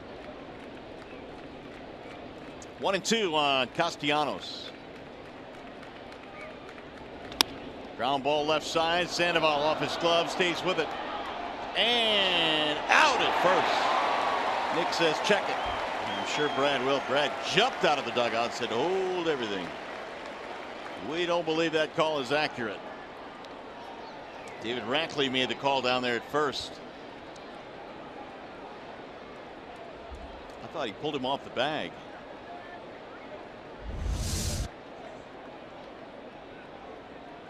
he sure did. Tigers may want to challenge this. They only get 30 seconds, right? 30 seconds is it. They're down to 5 seconds to decide. They're going to challenge Yep. it. I think they'll win this. Well, I should reserve judgment, I guess.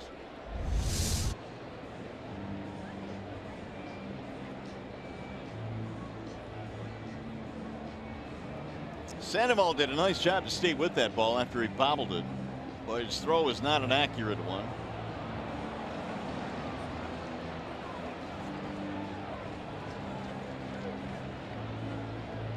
Alfonso Marquez is the crew chief, along with David Rackley, who made that call at first base. Here's another look.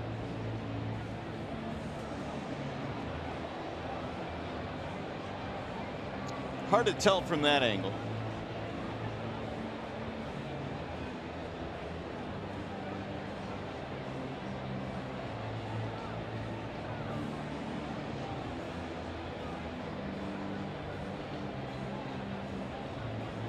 John Farrell challenged to play in the first inning and lost.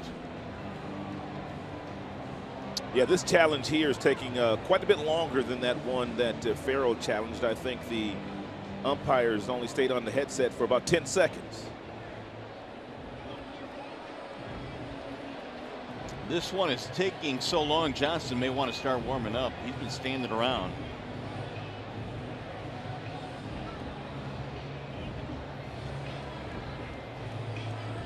Call on the field is out at first base. We'll see if it's overturned. I think he's off the bat. Whether or not that replay is clear enough, we'll see.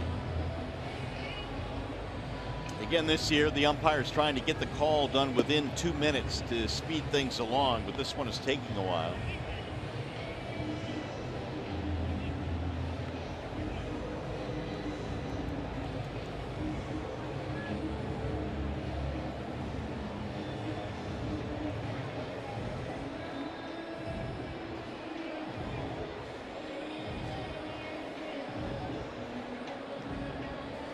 Probably the best look you'll get. Here's the decision.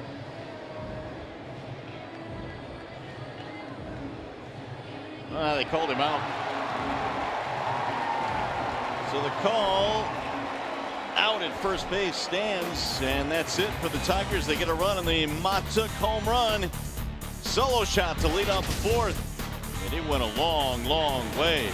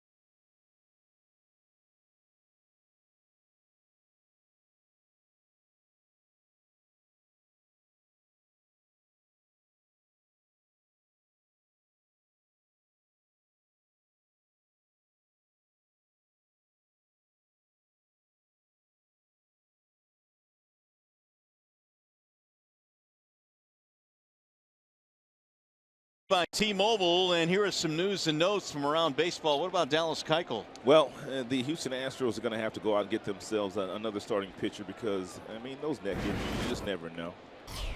Second time he's gone to DL. Yeah, so there has to be some concern. Of course, the Astros playing really good baseball. Joe Ross, man, that's a pretty good night last night. Absolutely. And 12 strikeouts. They've already had 3 pitchers, Maxwell, Strasburg, and Heath. That ball hit well to right, to the wall and gone. JD ran into the wall and couldn't get it. Mitch Moreland has homered here to get the Red Sox on the board. You were talking about Moreland the last time that he came up and the fact that he had his way against Tigers pitching at Comerica Park. A lot of doubles in that particular series, but this time he plays long ball.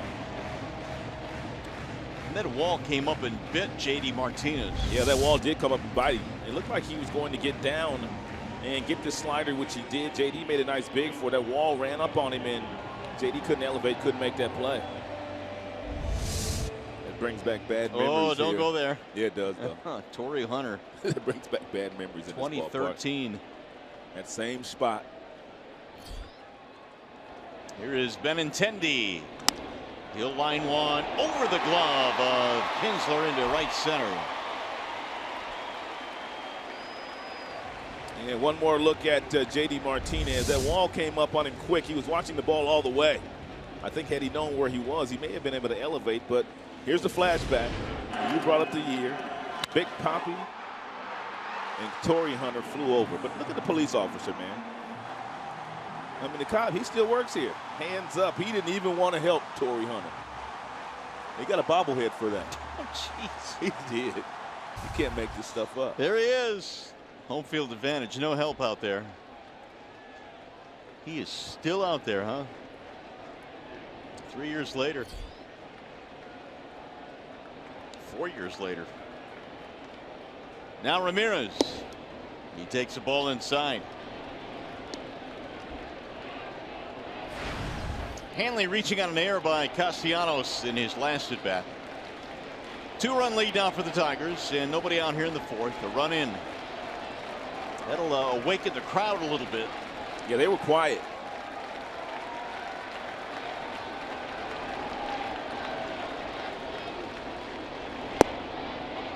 Two and 0. There's the top on the left. Right. And there's the bobblehead. Oh. Speaking of cold, man, that's cold. It is cold, isn't it? Oh, my goodness. He's a star. He is a star. And you can thank David Ortiz for it.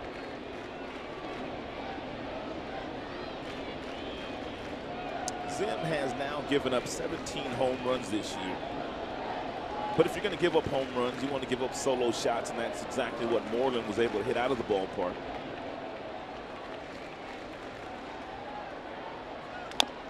Rolled foul. 2-1 on Hanley Ramirez. Hanley's grounded into 7 double plays already this year, and that's exactly what Jordan's looking for, something on the ground.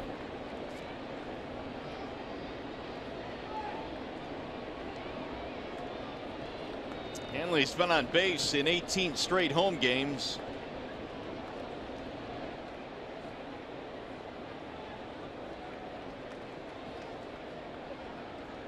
Here's the 2-1.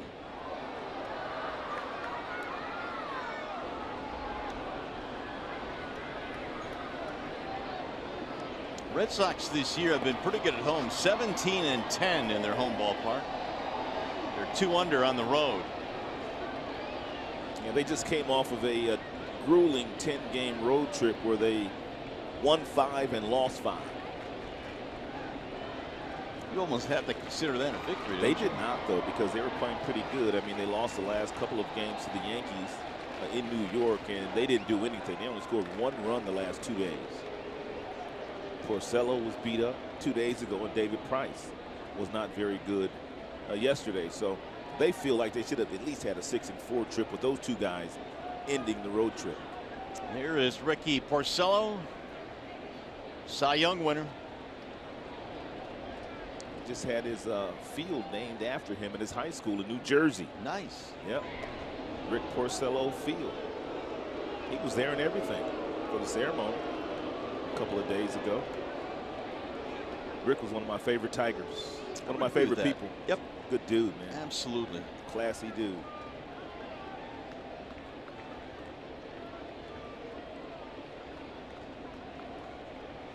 Part of a rotation here that I think many thought would have been pitching a lot better at this point, but there's a lot of season left. Missed inside. It's funny how that works, though, because they felt the same thing about the Cleveland staff. You know, they didn't have Salazar down the stretch. They didn't have Carrasco down the stretch, and yet they got to the World Series last year and nearly won. Then they had all those guys back this year, all 5 of them, Bauer and Klubers and Salazars and Carrascos, and they're not doing they're well. not doing well. No. You just never know. I think Carrasco has been the best.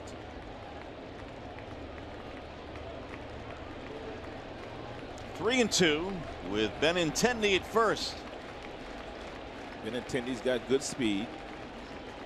There he goes. And he walked in ball 4, and now trouble brewing here in the 4th for Zim.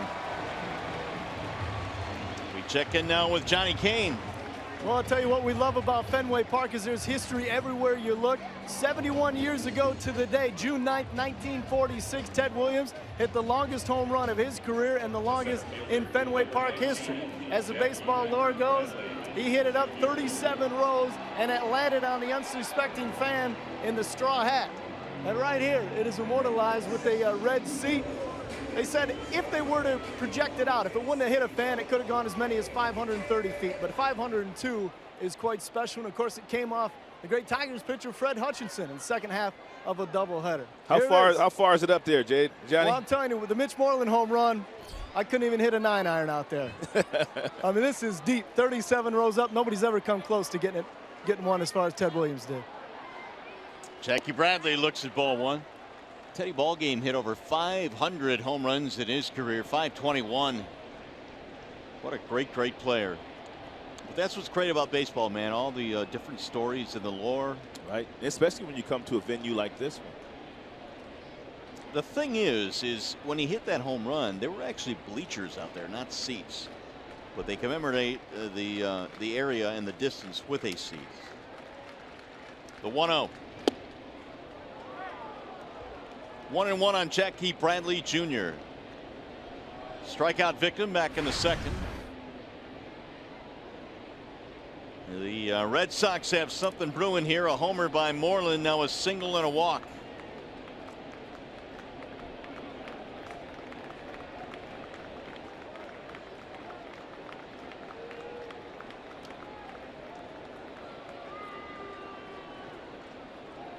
Bradley hits a lot of balls up the middle, so Iglesias is cheating toward the bag there. They play a bit of a shift on against him. Rolled foul.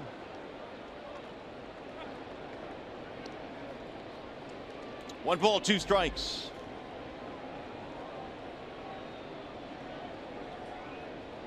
Sim trying to cut this inning off. He had a 1-2-3 third in which he threw just 8 pitches, but a much different 4th.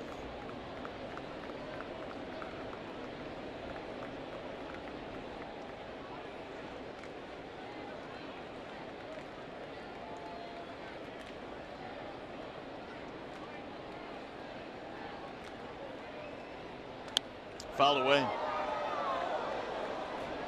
Hey, just a reminder, as you enjoy a cold one to look forward to Miller Time later in tonight's game, brought to you by Miller Lite. McCann goes out to the mound now to have a chat. How much of a home field advantage do you think this place is, Rod, for the Red Sox? They obviously have their games here, and there's so many nuances to this ballpark. I think it's quite a bit to their advantage.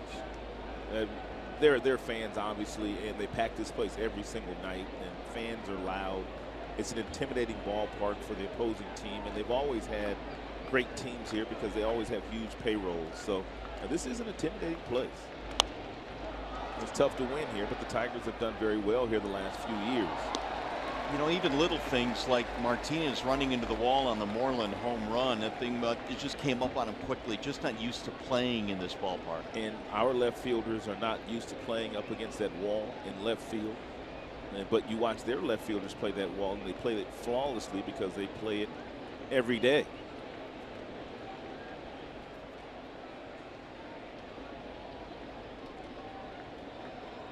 Again, the 1-2. Fouled off. Bradley hanging tough here as Zimmerman operates toward the bottom of their lineup. If Zim could just take a little bit off that slider. I mean, that last one is about 87 miles an hour. If he could throw one at about 84, 85 and get Jackie Bradley Jr. out on that front leg, he'd get that ground ball to second base, which would start the double play into Iglesias. But you got to slow the speed down a little bit. Get him out in front. Ground ball, base hit left field. Benintendi rounding third. He will score. Throw comes into third base. The tag, and he is out at third. Hanley Ramirez cut down at third base. Single for Bradley and an RBI. Well, instead of going with a softer breaking ball downstairs to possibly get a ground ball, looked like Jordan went with a fastball upstairs, and it was away from Jackie Bradley Jr. And all he did was climb the ladder. You see where he goes up to get it. It's up around his letters. And he whistled it right past Iglesias. I don't know what Hanley Ramirez was doing at first base. Mikey Montauk in the outfield's got a decent arm. Hanley tried to get third base. He was out by a few feet. Excuse me, good throw by Justin Upton. 7-5 on that putout. 3-2 ball game now with the tying run at second and still only one out. And that is 4 straight batters that have reached. Here is Sandy Leon. Tigers get a bit of a break there on the aggressiveness by Ramirez. Yeah, you never want to make the first or third out at third base. But it took a great throw by Justin, though. True. Leon that ball. Tigers have 7 hits in this game. Red Sox now have 4. Leon fly to right field in his only at bat. Came in as a .313 career hitter against the Tigers.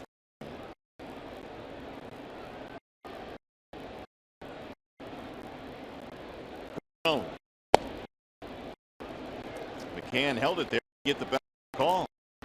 Looked like it was on the edge. 2-0.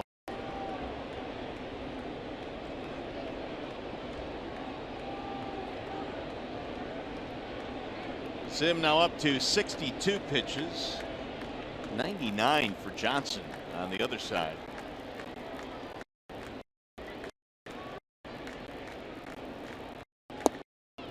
Three and the count on the number 8 hitter Leon. That's McCann again. And McCann did not catch Zimmerman in his last start. He was on the disabled list. Alex Avila caught that day, and he led him beautifully. James McCann also has the ability to lead. And Jordan Zimmerman, I'm sure he probably talked to Avila, and he probably watched that start as well. He knew exactly how they worked that day against the White Sox. This is a different baseball team than the White Sox. Yeah, to be sure, offensively, much different team. Here's the 3-0. He's taking 3-1.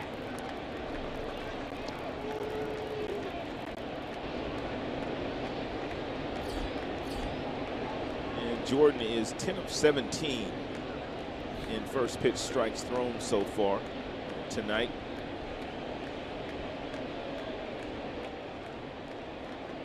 Bradley at second with 1 out. He represents the tying run. And there's another walk, ball 4. Sim's not a guy that walks a lot.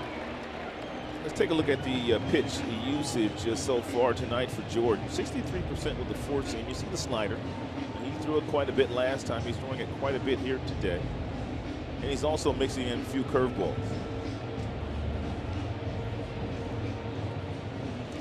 Rich Duby out to give him a break. By the way, for the latest episode of the 313, a video series brought to you by Ram Trucks, it takes a look at your local sports and pop culture scene. Go to the313.com. Check it out. Some really good content there. Action in the Tigers bullpen. Warwick Soppold has done some good work out of the Tigers pen. He's starting to heat it up.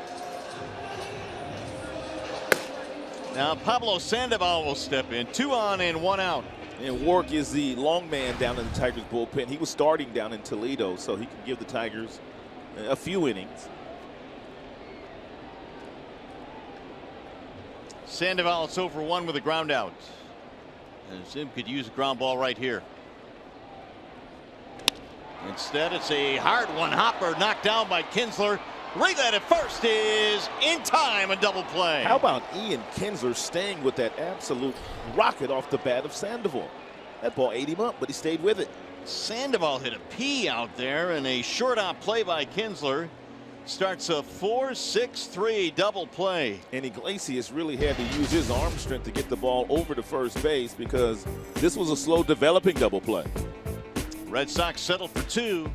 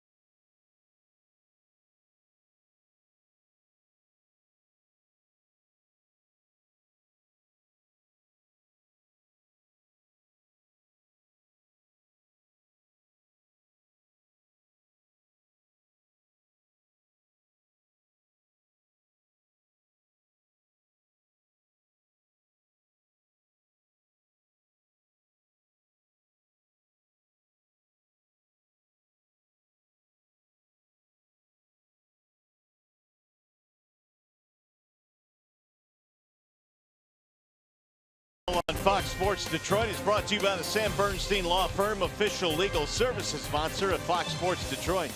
Bell Tire, for tires and auto service, everybody needs a Bell Tire guy.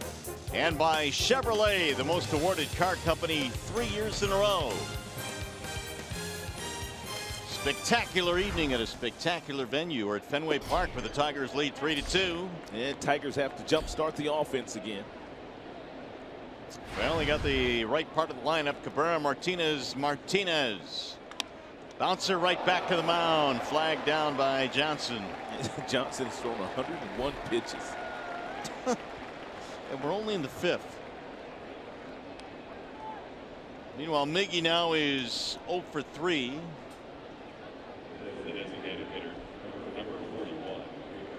Oh, that was Miggy. Hembry starting to warm up now. So because of the pitch count, last inning here for Johnson, you would expect. Victor. They may not even allow him to face J.D. Martinez. This might be the last batter. Single and a walk for Martinez. Strike call.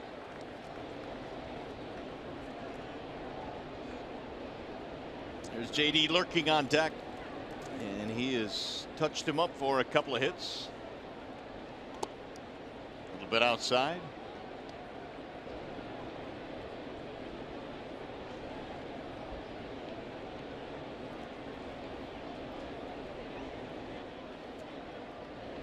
And Victor Martinez has a better, higher batting average, batting right-handed. He's batting .300, hitting right-handed, but 4 of his 5 home runs have come batting left-handed, and that's why Johnson's still in there facing Victor. And Farrell wants to make sure he keeps the ball in the ballpark. Little chopper slowly toward third on the charge. Sandoval. And dropped at first base. Moreland couldn't handle it. And Victor, who was busting it down the line, is safe. As hard as Victor was running for that, they ought to give him an infield single. Oh, I hope they do. Let's see. Ball pop out of his glove. And slow roller. And Sandoval comes in, gloves it with the exchange. He fires it to first. And the ball hits the glove off the tip and then falls down. Don't know what the ruling has been. Well, in the meantime, you were right about the starter Johnson. He's not going to last any longer. Well, he wasn't going to face JD. So pitching change here at Fenway. Tigers up by a run. We're in the 5th inning. It'll be a wall side windows pitching change. We'll be back.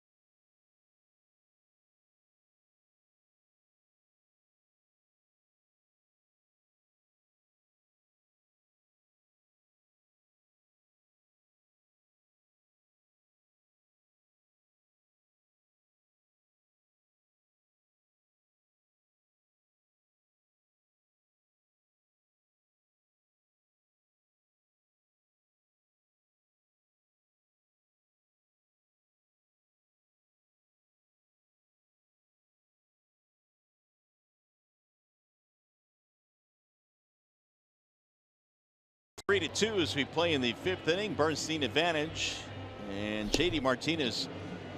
Look at his numbers against left-handed pitching. The batting average of .615 since May the 12th. He had 2 hits against the starter Johnson, who was lefty, and so they decided, let's bring in a righty. How about the OPS, dude? 2,485 with the OPS. That's the on-base percentage and the slugging percentage added together. And you knew John Farrell was not going to allow the left-hander to face JD again. Heath Hembry has come on out of the bullpen for the Sox. He's a hard thrower. He's got a fastball that tops out at about 96. His average heater, 93, 94, and he throws a lot of sliders. 42% of the pitches that Hembry throws are sliders. Doesn't walk too many. He averages about 9 strikeouts per 9 innings. Their bullpen does not walk many people anyway. Big swing there by Martinez, 0-1. 1 on, 1 out. We're in the 5th. Red Sox relievers have thrown the fewest innings in the American League, just 174. Second fewest, the Washington Nationals. Their bullpen has a 3.19 ERA. That would be the Boston bullpen coming into this contest. The Sox staff, including starters and relievers, had allowed the fewest walks in the majors.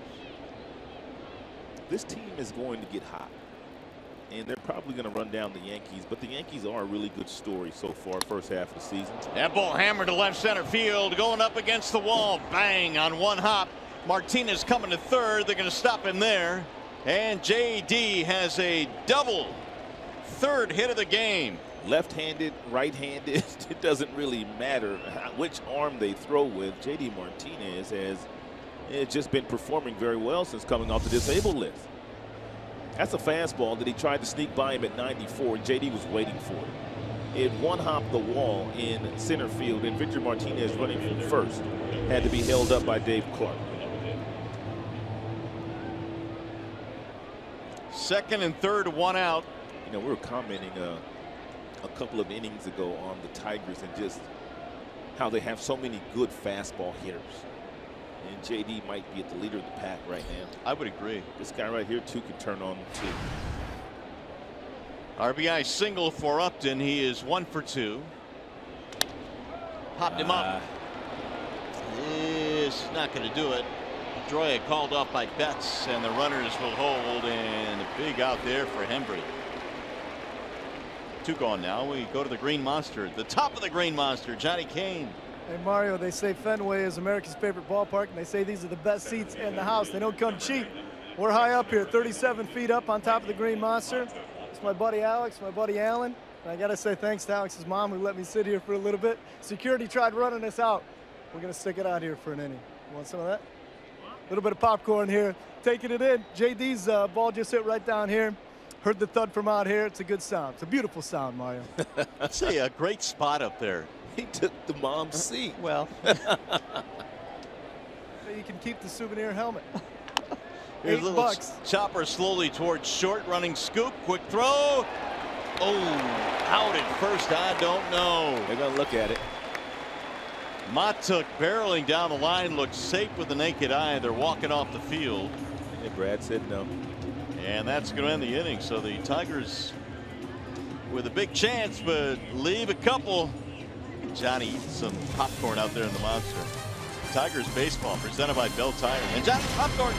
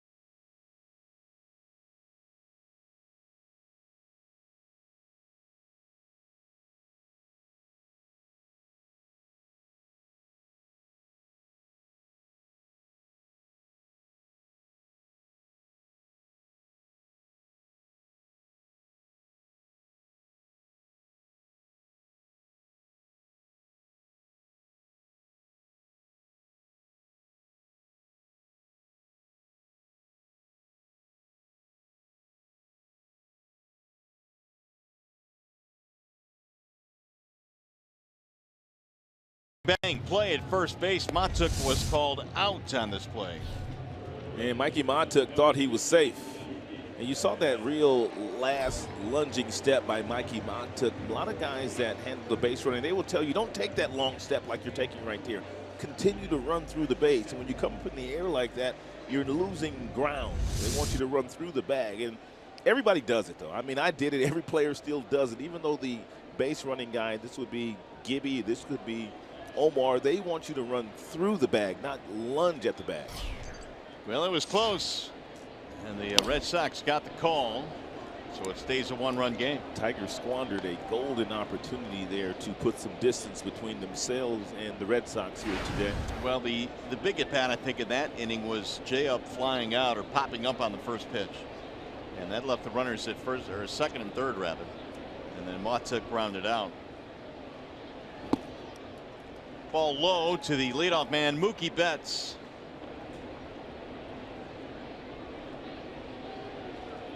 Betts a walk and a ground out. Team high 9 stolen bases this year. That's why you want to keep him off the bags. And it's pulled foul. Did she catch that?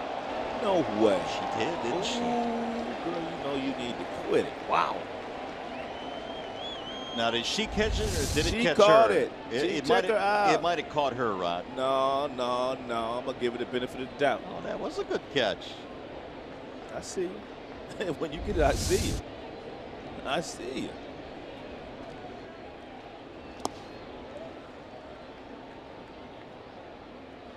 Two balls had 2 strikes. That thing was sizzling in there. And she didn't back That was down. a great play. It was like no big deal. Here you go. Here's a souvenir. She zeroed in, though. Look at her.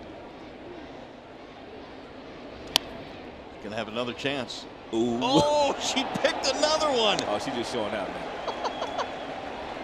Show off. She's getting the biggest cheer of the night. She is. She backhanded this one. Check her out. Like Iglesias. Look at her bend the knees. You know you've arrived when the crew had her ISO'd. They had her isolated. They devoted a camera to her. They got MVP chanting now. They're chanting MVP. Two fun. bullets in a row. Yeah, you can't beat the fun at the ballpark. But it's no big deal to her. The kid's like, dude, next time. She's like, don't be bothered, man. I got to watch the game now. 2-2. He's seen him make a couple plays. He's lobbying for the next one. Yeah, he was. Another ground ball, and that is a fair ball. No, foul ball. Diving try by Castellanos. Right on the call there was Bill Wilkie. Well, we told you earlier that Betts has very quick hands, and because of that, he pulls a lot of balls down toward third base. Castellanos is hugging that line in. Ball was foul, but had it been fair, he'd have been able to knock it down.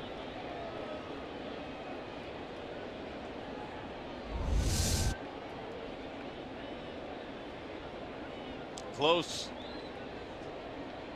He got glove on it. Little looper in the air to left center field. Going to drop, and it's going to go to center. Cut off there by Matuk. He's going to hold him to a single. Good at bat by Mookie Betts. I mean, he finally went down to get a decent pitch at the bottom of the zone, and when he made contact with it, it looked like he only had one hand on the bat. That's how much he was fooled on that pitch. He's out in front. Take a look at it. Out in front of the ball. He catches it out in front, and one hand comes off the bat as he makes contact. And when Betts is running, you better get over there and get it back in, just as Montook did, so he doesn't entertain the thought of trying to stretch a single into a double. So again, Betts with 9 steals leads their team. He is the tying run in a 3-2 game in the 5th. Pedroia is 0 for 2. This is his first game back off the disabled list with a sprained wrist.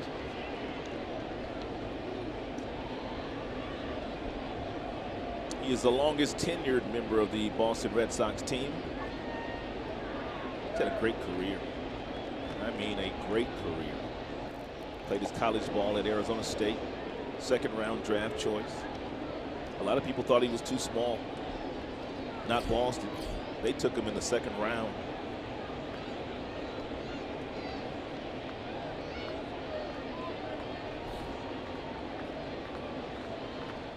Pedroia listed at 5'9", 175. He's the main reason why Ian Kinsler transferred from Arizona State to South Carolina, Missouri, is because Pedroia was going to play shortstop, and Ian wanted to play shortstop, so Ian had to switch schools.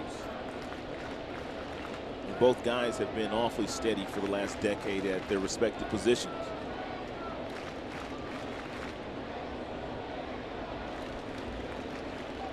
Red Sox now with 5 hits. They got the tying run on here. Nobody out.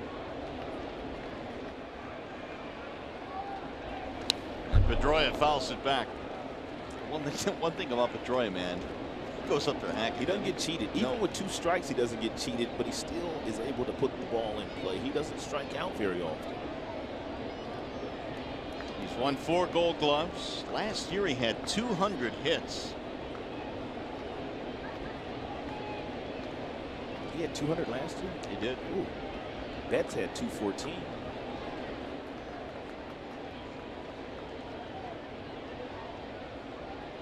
Ground ball short. This should be 2. 6-4 and a 3. Double play. Another twin killing turn by the Tigers infield. And Tigers double play combination is stellar. I was watching Iglesias and Kinsler in pregame work today, and they were both making acrobatic plays. Some of the plays we watch them make on a nightly basis. Here's a routine play. And right at him, nice feed. He knows where Ian wants it, and they were able to turn it over rather easily.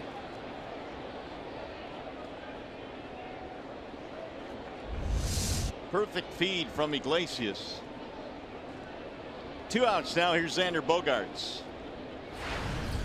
Zimmerman has gotten double plays in the 4th and now the 5th. Kind of surprised that Betts didn't try to run there, but Jordan must be doing a nice job today at kind of slowing down the running game. They've got guys that can run that have been on, but they haven't tried to steal.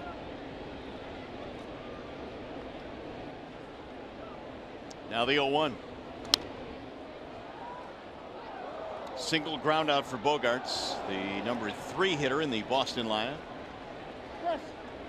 You were talking about this a little earlier. And 2 strikes. It don't seem to bother Bogaerts. He's at his best with 2 strikes. Putting the ball in play, getting lots of hits since he's been in the big leagues.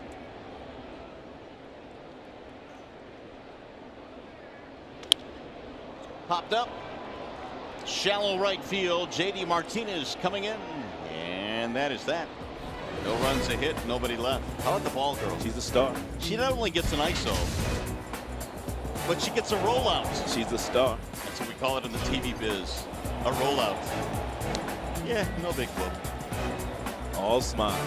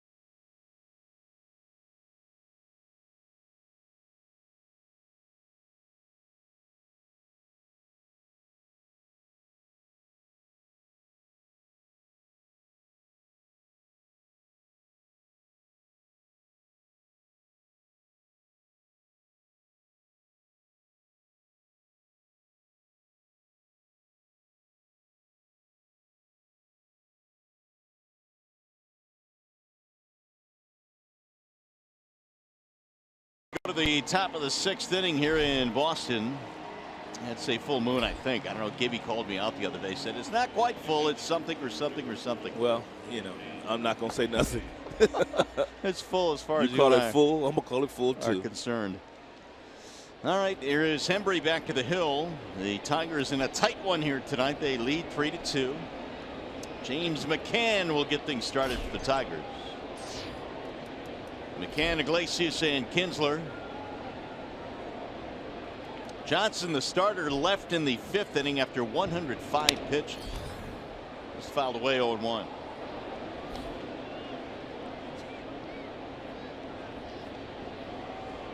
McCann back off the disabled list. Ground out pop up. He was hurt on May 25th against the Astros in Houston when he was hit by a pitch. Ball low, 1-1. Pretty hard slider there thrown by Hembree. His fastball gets up to 96. He's got that slider. He just threw one to James at 90 miles an hour. He throws that pitch 42% of the time.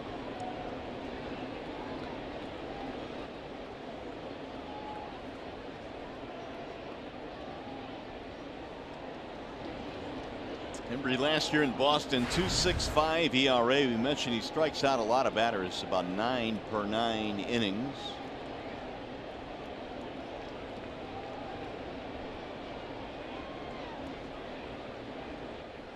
Here's the 1-1. 1-2 on McCann. Iglesias and then Kinsler in the Tigers' 6th. Tigers got off to a really nice start tonight. Home run by Castellanos, RBI single by Upton. That happened in the 1st. And then Mott took long home run in the 4th.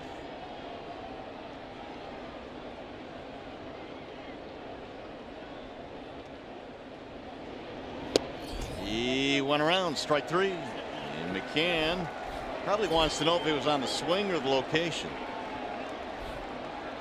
Hembree with a strikeout.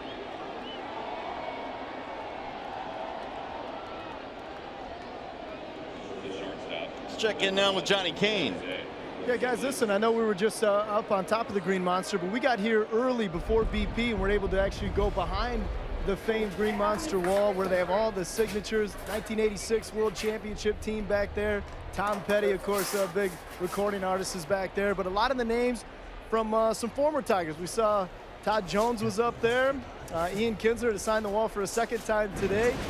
Daniel Norris was back there today. Warwick Saupold came back. That was his first time ever getting back there. But you can tell, man, it's just a special place. Everywhere you look at Fenway, I'm not telling you guys anything new, but there's so much history everywhere you look. And even these ball players, they're regular guys at the end of the day. And they certainly got wrapped up in it, being able to be a part of it and go back and see a little bit more of history.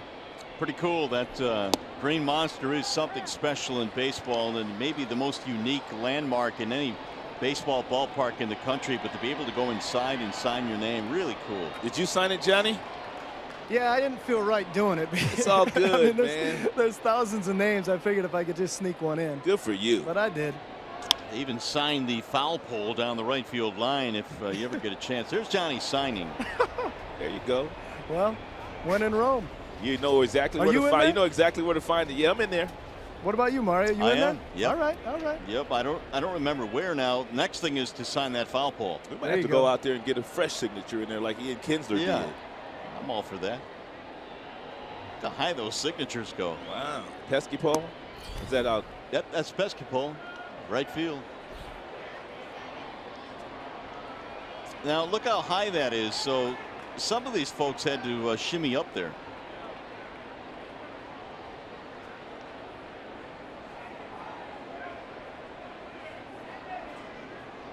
Two 2-2 on Iglesias. Foul back. A 96-mile-per-hour fastball there thrown by Hembree. Iglesias able to get a piece of it.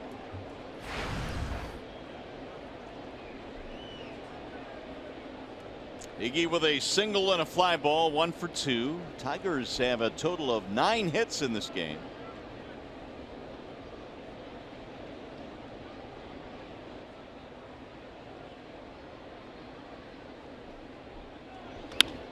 Sprayed to right field, slicing foul.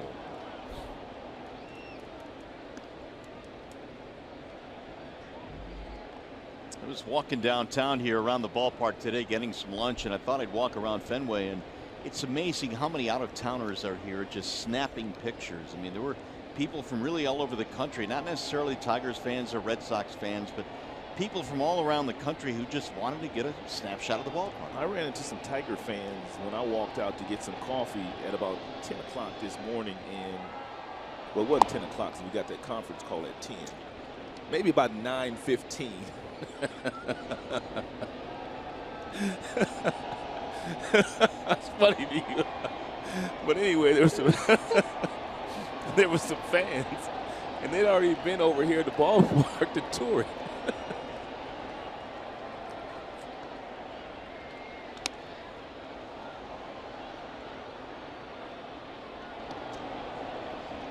Three and two, the count on Iglesias.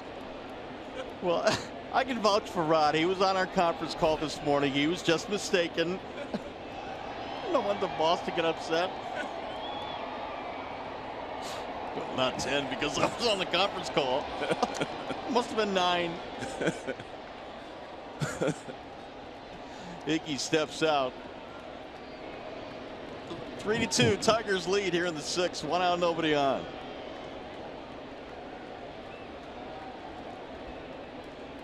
Hembree came on in the 5th inning, gave up a double to Martinez, but final 2 outs.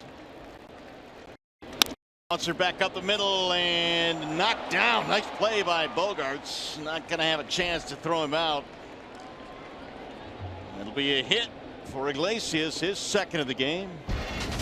Hey, the Tigers battle the Diamondbacks next week, June 13th and 14th at 7:10 p.m. Save on great seats with the weekday value packet for tickets, hot dogs, chips, and drinks, all for only $19. Visit Tigers.com or call 866-66-TIGER. $19 per person. That is a really good deal. Absolutely. Here's Ian Kinsler now. Ian is 0 for 3, hit a ball to the center field wall his last at bat that Bradley ran down. Iglesias drawing a throw. Jose this year with 4 steals. He's been caught once. The guy behind the plate, Sandy Leon, has been a pretty good thrower in his career. He's about a 41% for his career. He's thrown out 8 of 19 this season. And Iglesias draws another throw.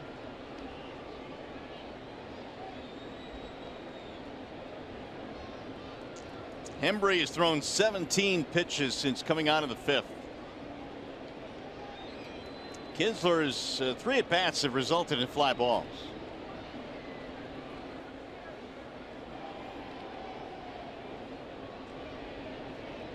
He's bunting, and that is bunted foul. It came up and hit Kinsler, but fortunately he was still in the batter's box. Otherwise he would have been out.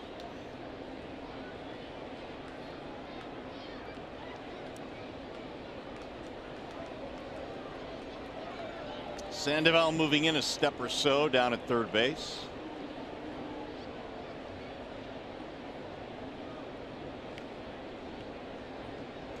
That single, by the way, for Iglesias, the 10th Tigers hit in this game.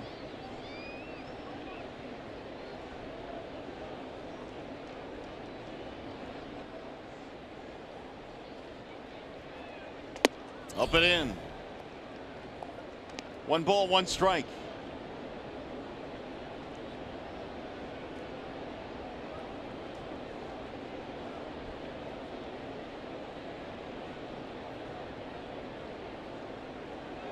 Now that's kind of a different view of the Green Monster. It is. Looking down the side. Those seats are spectacular. We had a chance to do one of our game opens out there a few years back, and it was during batting practice and balls were flying all around, but it was really a neat experience. Great view. Here's the 1-1. Ball too high to Kinsler. Hembree broke in with the Giants. That was back in 2013. Originally a 5th-round pick of San Francisco. Been with the Red Sox since. The monster.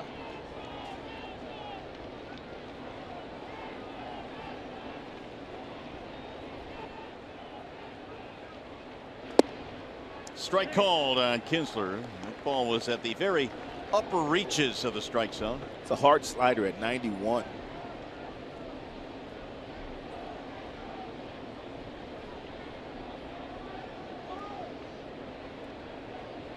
Tigers have 3 games here over the weekend. And they're back home, a much shorter road trip this time around. That's in the air to center field, not deep. Bradley is under it. And now Ian with 4 fly ball outs. 2 gone.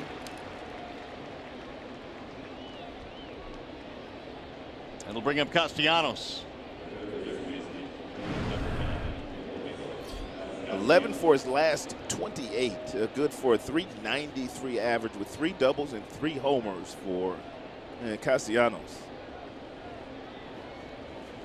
So Nicholas, who went through that really slow stretch, he was knocked down in the lineup as Brad took him out of the 2 spot. Sat him down for a couple of days in a row and then brought him back in, and now again back in the 2 spot because he's been hot. Home run in the 1st. 1 for 3 and a swing and a miss. 0-1.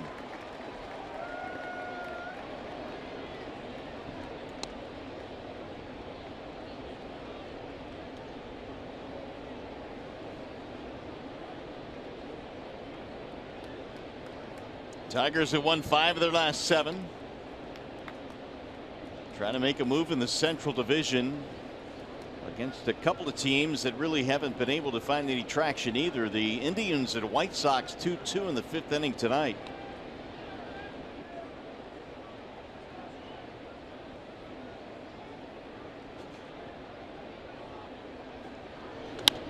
Sprayed foul back out of play. 0-2 on Castellanos.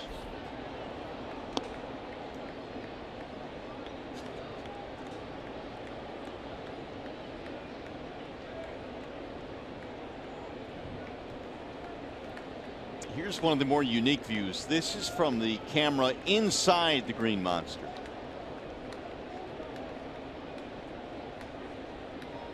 There it is right there.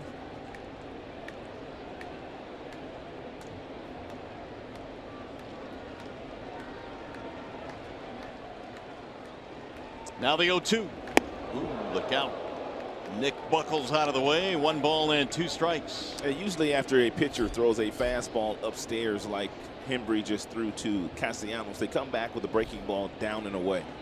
And they very seldom do they double up with fastballs inside. Your good pitchers do.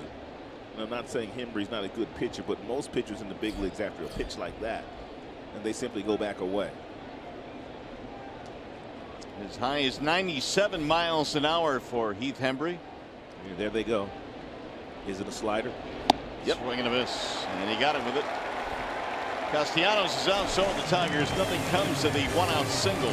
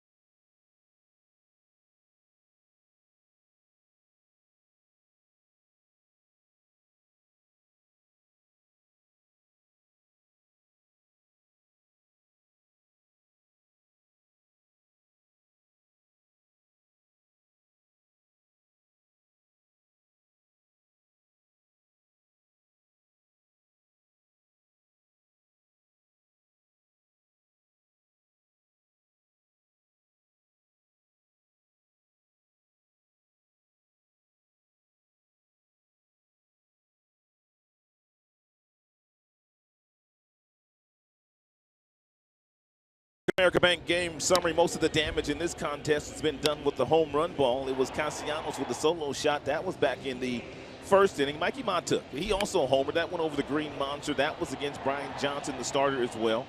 That was a solo home run. Then there, and Mitch Moreland, solo home run in the 4th inning over the head of J.D. Martinez.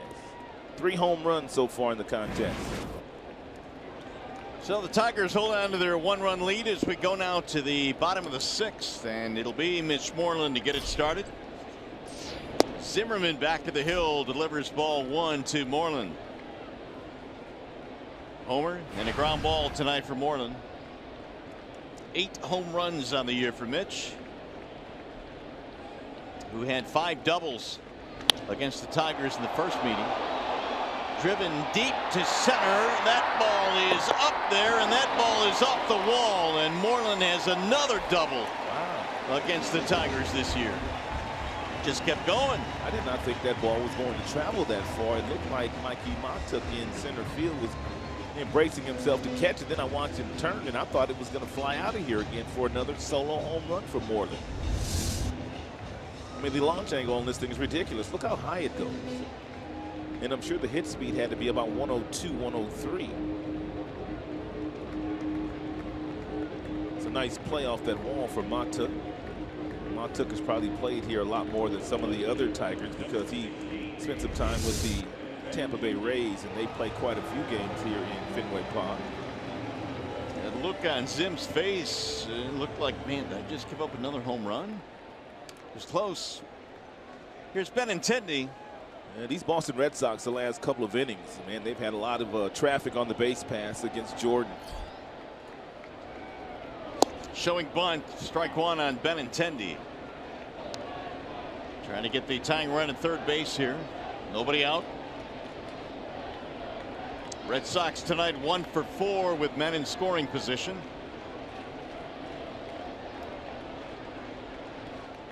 Benintendi, ranked by Baseball America as the #1 prospect in baseball coming in this year. And he drives that one foul back out of play, now down 0-2. And the Boston Red Sox traded a pretty good third baseman to the Chicago White Sox to get Chris Sale, Yohan Moncada. And the White Sox, they also wanted Benintendi, either one of the guys, but Dave Dombrowski decided to keep this guy and trade the third baseman. Gives you an idea of what they think of Benintendi. He came in pretty hot. Fouled back out of play. Benintendi was 6 for his last 15 with 3 homers coming into play tonight. He's playing left field these days, center fielder by trade. And there's Chris Sale. He'll pitch tomorrow night for the White Sox. Justin Verlander, and he will pitch for the Tigers. That'll be a good one.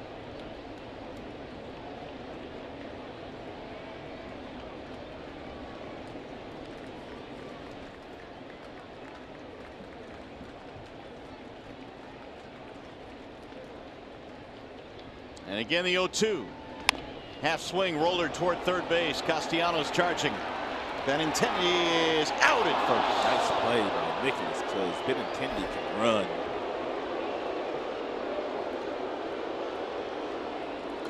Runner will advance to third, 1 gone. A little check swing off the bat of Benintendi. Nick comes in, fields it with 2 hands, but he kept his hand down there close to the glove, which meant he didn't have to take a lot of time to exchange the ball to the throwing hand. That was nicely done by Castellanos. Look at the hand down there by the glove.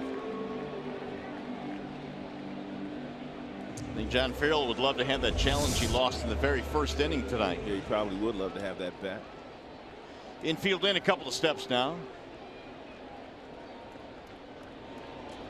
Hanley Ramirez will stand in with a tying run at third.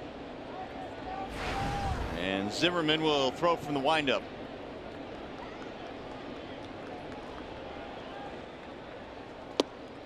Ramirez on base twice, walk, and he also reached on an error.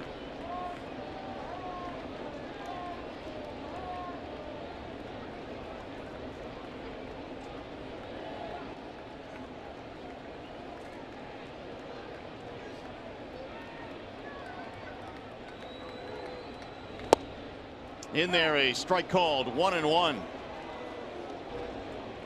Fastball from Zimmerman. If there was a right-hander on deck, then Brad probably would entertain the thought of maybe putting Hanley on, going for a double play. He has great numbers against Jordan Zimmerman, nearly 400 in his career against him. But with a left-hander, Bradley Jr. in the on-deck circle, Zimmerman's has to face him. 2-1.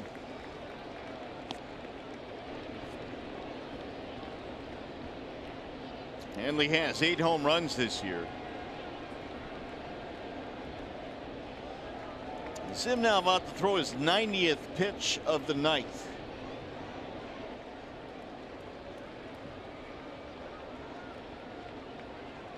Might have to throw a slider here.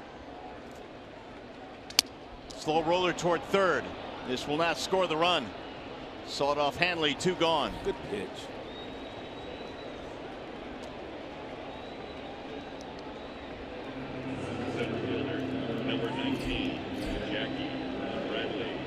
Even 90 now for Zimmerman. Yeah, one more out to get here, though, and that's Jackie Bradley. They're trying to strand the leadoff double. Bradley singled in a run in the fourth. And that could have been a really big inning for them, but Hanley Ramirez was thrown out at third, then a double play in the inning.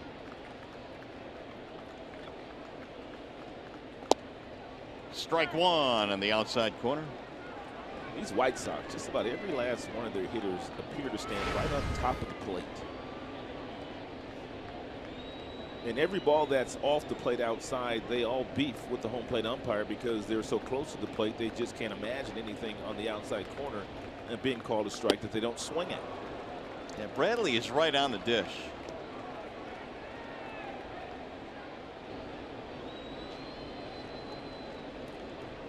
Oh, 0-2 the count.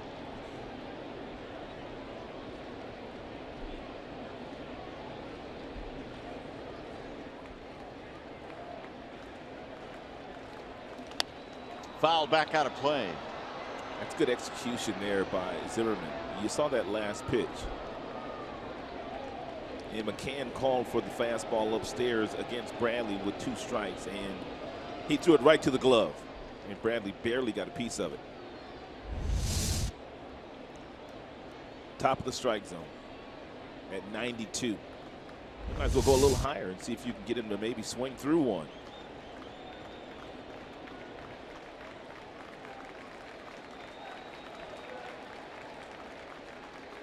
Swing and a miss. He struck him out. He went up top and got him to go fishing. Big strikeout for Zim. They strand a leadoff double.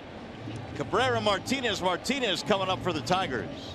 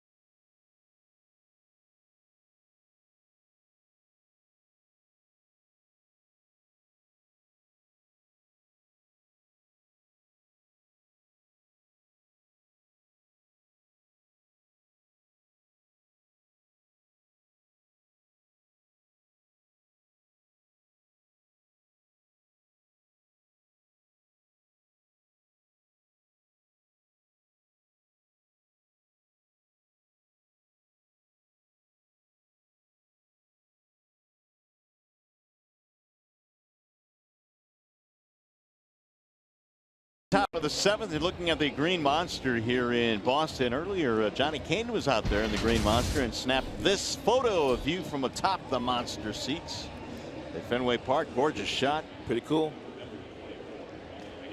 Johnny all over the ballpark tonight, enjoying Fenway. There is the real deal out there in left. Zim able to pitch around the leadoff double and hold the lead. Still 3-2 in favor of the Tigers. Miguel Cabrera will lead things off. Middle 3 in the lineup. Cabrera, Martinez. Tough night for Miggy. 2 strikeouts and a grounder back to the mound. He's 0 for 3.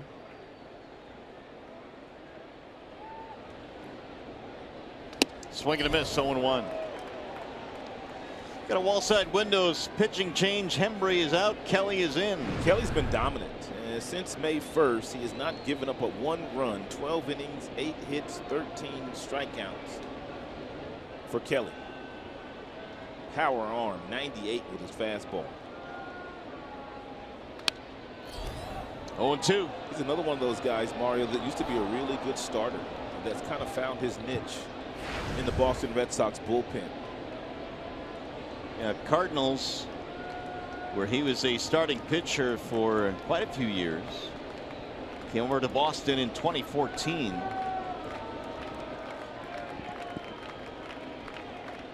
And he's ahead of Cabrera, 0-2.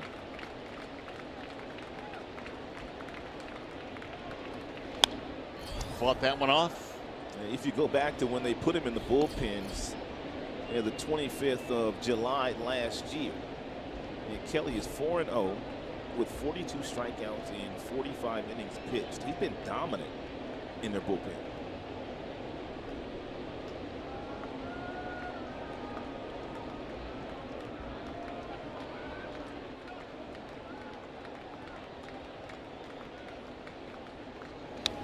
Another foul by Cabrera as he stays alive. There's another guy that kind of rediscovered himself as a bullpen piece by the name of Andrew Miller here in Boston.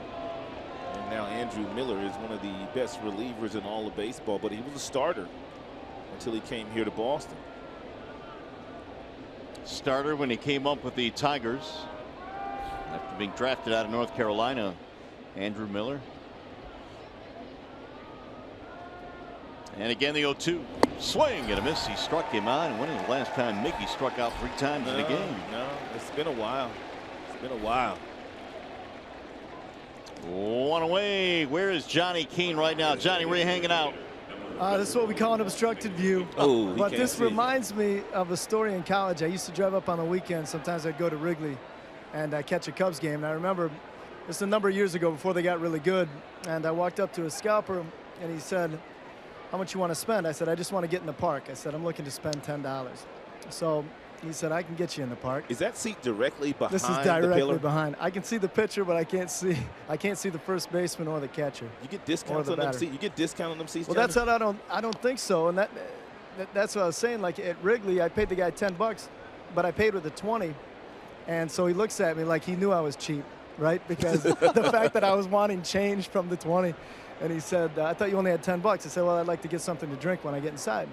So he said, "Yeah, I can get you in there." So he gave me a ticket. So there I was. I went up, concession stand, got something to drink, went to my seat. It was about like this one on the first base side, though. Nice. And you could not see any of the action. There was a lot of leaning left. But anyway. It's got to be pretty cool just sitting down there, though, right? Well, it's great. I think most of the people are pretty understanding. They slide over a little bit. But listen, that's part of the character of some of these baseball cathedrals. I mean, that's the beauty of it all. I mean, yes, you don't want to pay full price and be slotted right here. But I think pretty much all the pillars, there is a vacant seat there. Everybody's just sitting one down. Hey, Johnny, you enjoyed that view. Yeah, your view is much better, I think. Sign your name on that pole over there and yeah, we'll do. Call it a night.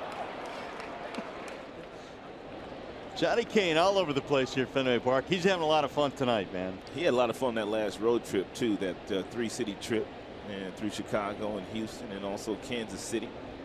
Johnny's big in Kansas City. Do you know that? Yeah. Johnny worked in KC for a while. He is huge there. Ooh. And Victor looks at a strike. That's a good breaking ball right there. He dropped that 84-mile-per-hour curveball in there nicely after a steady diet of 96 to 98 mile-per-hour fastballs. Vimar 2 singles and a walk. He has scored a run. Tigers have not scored since the Matuk homer in the 4th. Kelly's 2-2. Off his foot. Victor tonight has had to run really hard on a ground ball heading to first base and then going from first to third. It looks like, and we saw it also on the last homestand, Rod, that he's running a little bit better these days. He also had to score on a base hit, too, off J.D. Martinez's bat in the very first inning. Or of J-Up's bat, excuse me. J-Up drove him in. Correct. 2-2. Infield playing to pull on Martinez. Ball high, 3-2. So a guy throws 98 miles an hour, but yet they still play Victor to the pull field. And we've seen Victor go down in this area quite often this year. Guy throwing 98. Just keep the bat in the strike zone long enough to slice it down that way.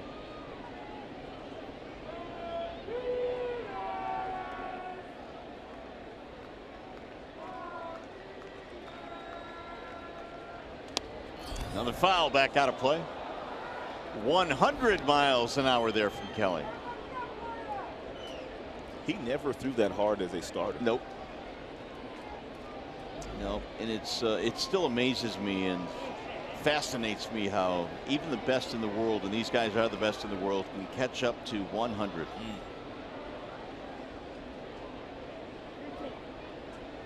Full count, 3-2 on Martinez.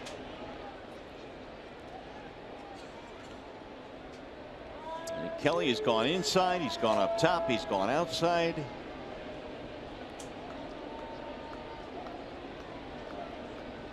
And he walked him. So Vimart on base for the 4th time. And here's our 1-800 call Sam call of the game. JD Martinez has had a really good day. It started against the left-hander. That would be Brian Johnson. He whistled one right back to the box. And then he went down. Pablo made a nice play, but JD was able to beat it out. And last time up against the right-hander, doubling and short hopping the wall off that 379 sign. So it's been a big day for JD already.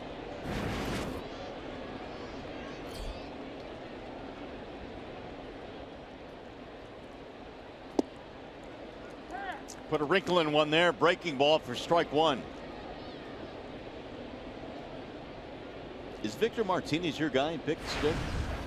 Justin today. Oh, Justin today. Vimart on base 4 times. Somebody had Victor, though. Here's the 0-1.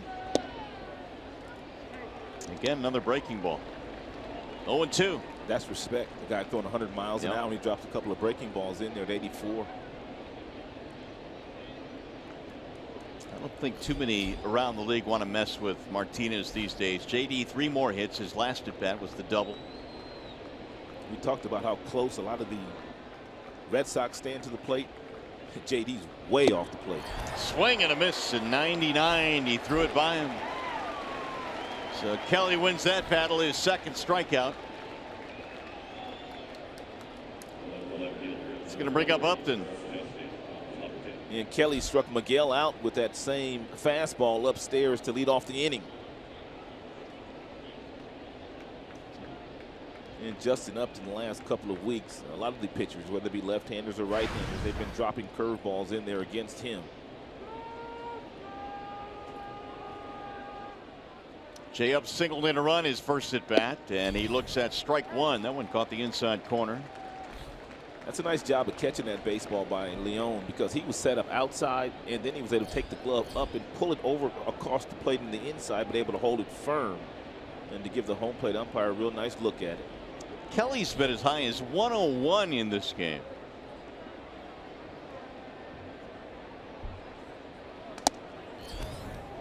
There's another triple digits pitch. That one missed outside, though.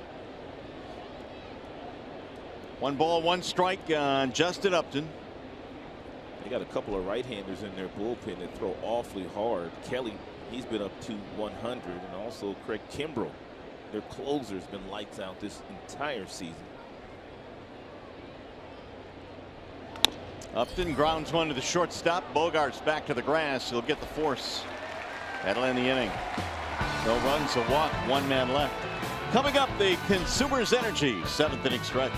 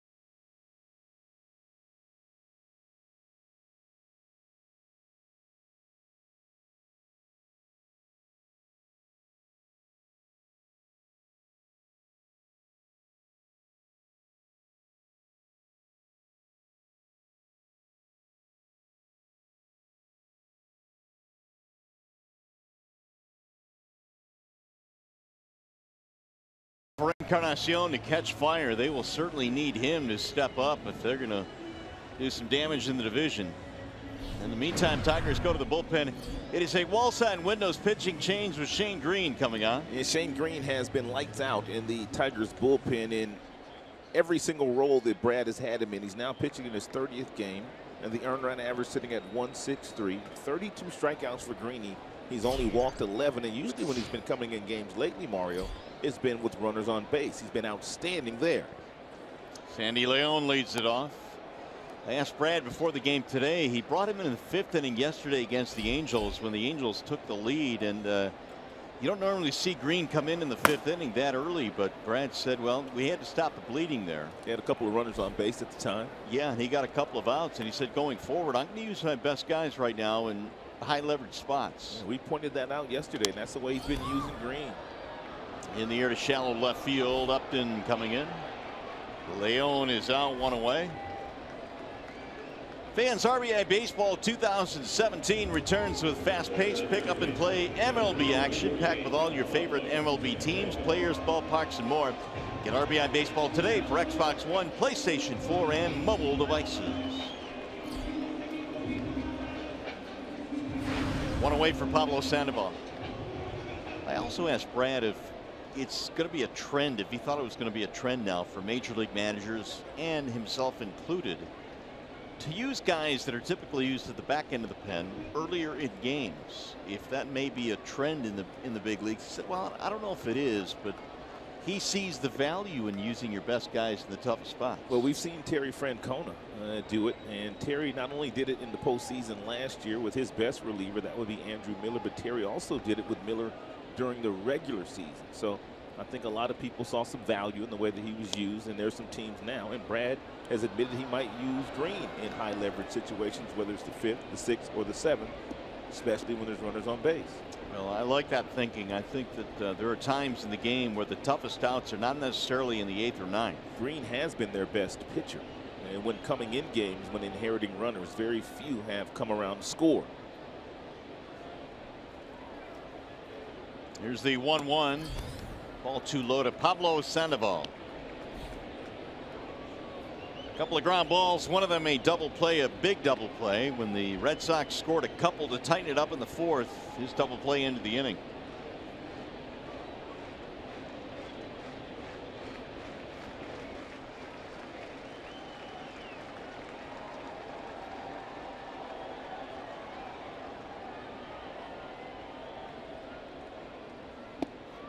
Strike on the outer edge. Nice backdoor breaking ball there thrown by Green.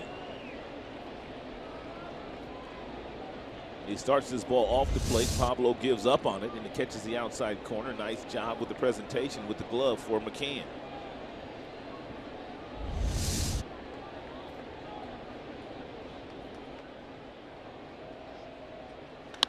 I think Pablo's got enough pine tar on his helmet.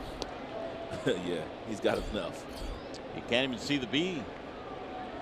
Here's the Red Sox box score. Look at all the pine tar that he has on his bat, too. True.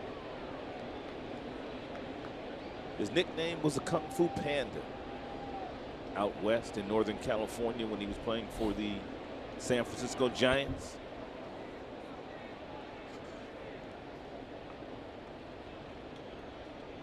Was it Kung Fu Panda or just Panda? Just Panda. Just Panda? Yeah. 3-2. He performed very well for the Giants. He was there when they were winning those championships.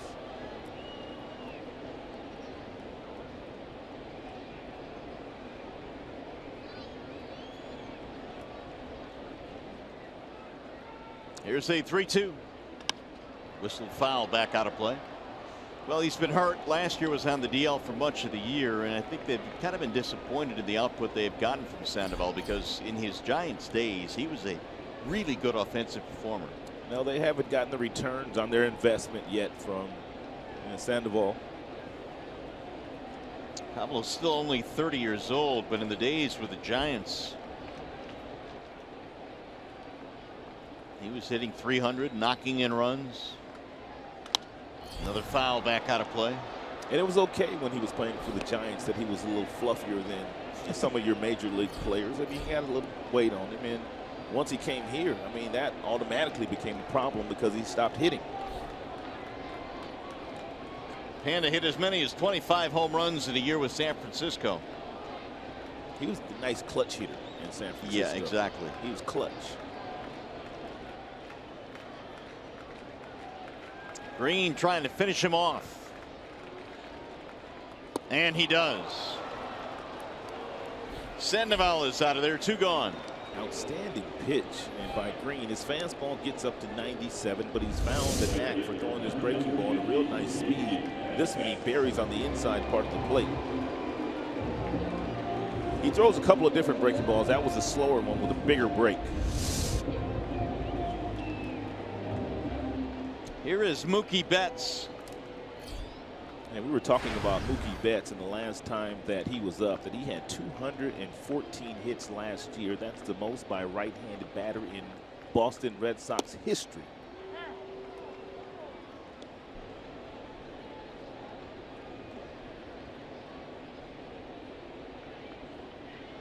I know J.P. Morosi talked about this when he was on the air with us a little bit earlier, but Betts a terrific bowler. In fact, he has participated in the World Series of Bowling. Has thrown 300 games in his bowling career. There's a strike call. Before the Yankees and the Boston Red Sox played their 3-game series that just concluded yesterday, they both had a day off, and David Price had some guys play bowl against the Yankees players. David Ortiz, of course, Betts, and then some of the Yankee players. And you know who won? Well, Boston won. Boston had a ringer. Yeah, they shouldn't even let Betts play. The 0-2. All the money with the charity, too, which was a good thing. Well, that's good.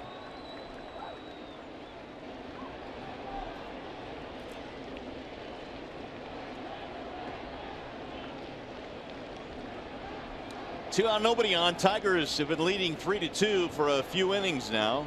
You don't want to hang a breaking ball here to Betts. You've got to make your best pitch right here to get him out.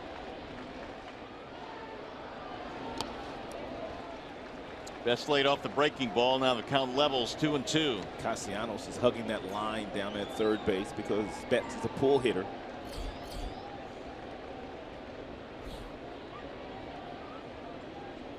There's Nicholas. Sorry about that.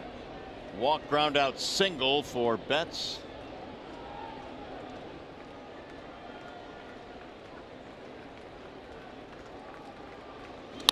Line drive, base hit down the line. Going to go to the corner and the wall. Betts rounding the bag. He's headed to second, and he'll pull in with a 2-out double. I was talking to Chili Davis, their hitting coach, earlier this year, and I was asking him who was the best hitter on the team. And he point blank said that Mookie Betts is their best hitter right now because of the hand quickness. He gets a 95-mile-per-hour two-seam fastball running in on his hands and hits a missile that Nick Dye jumps for, and it gets all the way to the wall.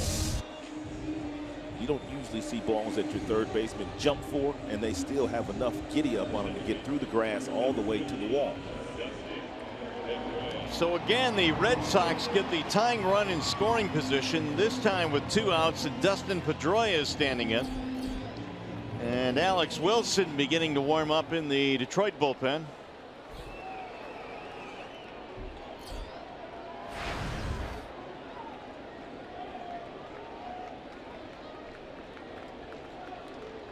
Red Sox are 1 for 7 with men in scoring position tonight.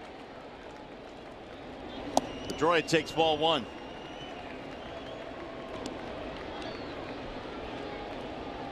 Boston got a leadoff double in the 6th, couldn't score him.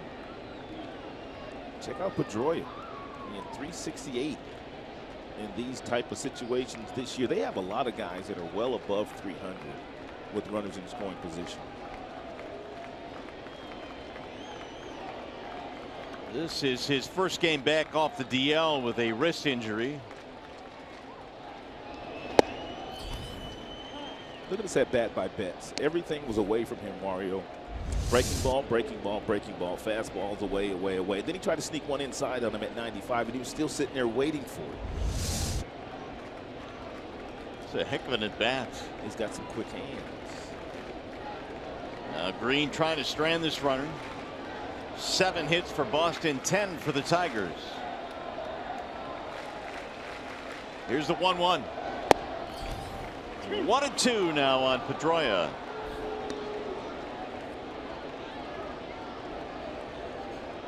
Bogart's on deck.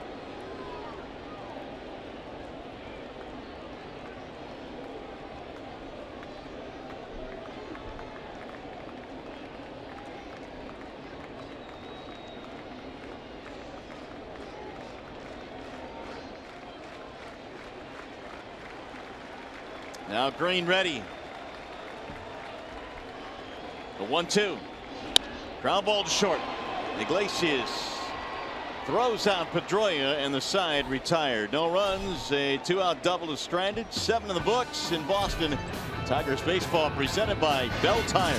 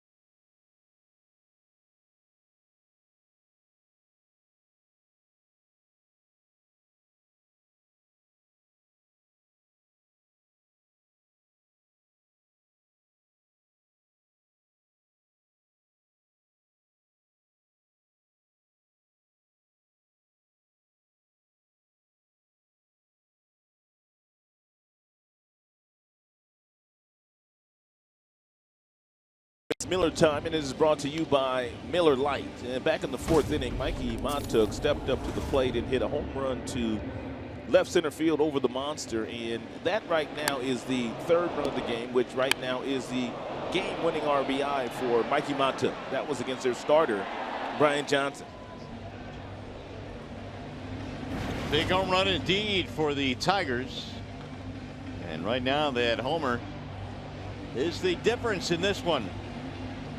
And this is the right decision to bring Presley in to pinch hit for Montauk with Kelly on the mound. We just watched Kelly. Oh, Barnes is in now. He's another hard thrower too. Yeah. He gets a fastball up there in the mid-90s too. Another wall side windows pitching change. Matt Barnes on now for Kelly.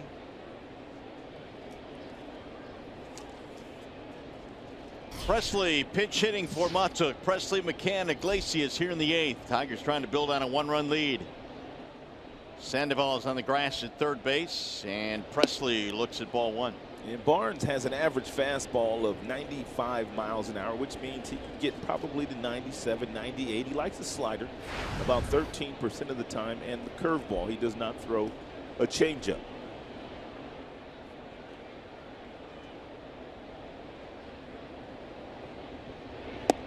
Back-to-back breaking balls to Presley to fall behind him, 2-0.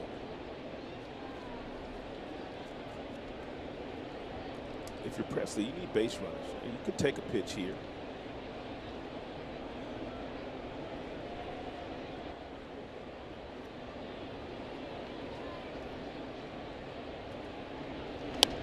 He'll swing and foul it back. 96 from Barnes. Hembree came on in the 5th. Their starter Johnson didn't last all that long because of a lot of pitches early, which ran his pitch count up. Hembree, then Kelly, and now Barnes. So Hembree, he was throwing 97. Kelly was throwing over 100. And now Barnes, he's up to 96, 97. Another foul back out of play. That's why we were talking the other day how difficult it is to hit 4 home runs in a game, what that kid Scooter Gennett was able to do. a few days ago. I mean, because you're seeing 3 and 4 different pitchers during the course of the game, and guys are specialized throwing 95 to 100 miles an hour. It's not like you're seeing the starter for 4 or 5 at bats anymore. Not at all. That was quite a feat by Scooter Gennett. Swing and a miss, and Presley retired after getting ahead of the count 2-0. The strikeout for Barnes, 1 gone, and here is McCann. And tailing fastball off the plate. Yeah, but when guys are throwing 96, 97, when it looks that good, as a hitter, you have to swing at it. Boston came in 3 behind New York, the pace setters in the American League East. They've had a difficult time beating New York this year.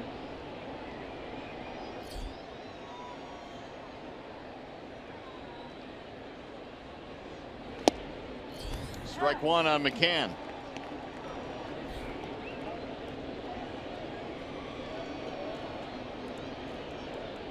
Yankees on top of the Orioles tonight, 6-2.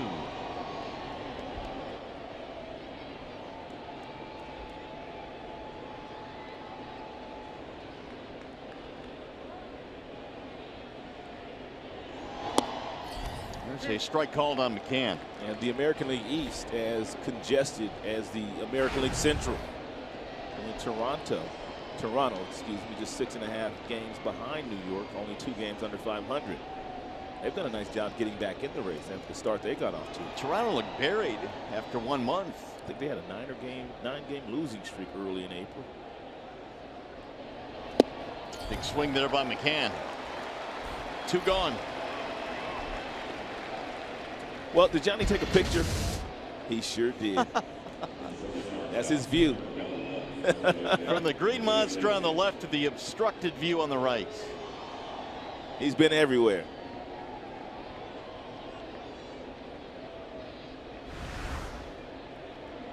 So with 2 outs, here is Iglesias. That's where Johnny was seated. He has since departed sections 24 and 25.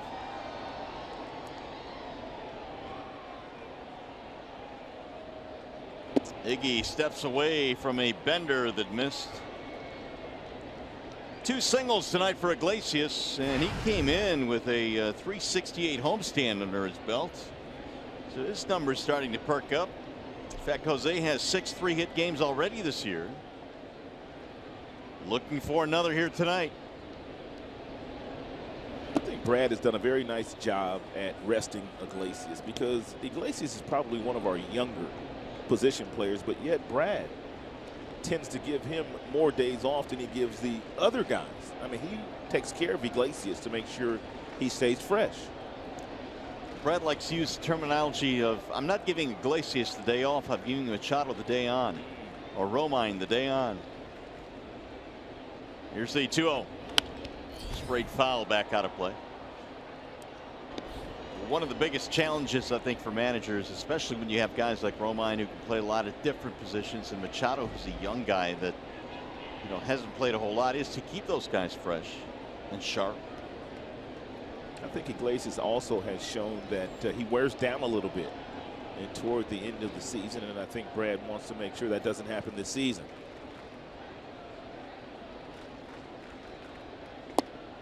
Yeah, because once September rolls around, all bets are off. I mean, guys will be pitching 2-3 days in a row, and managers won't worry about it. Starters are going to go out every day in the middle of a pennant race, and the hope is they're somewhat fresh entering the month of September.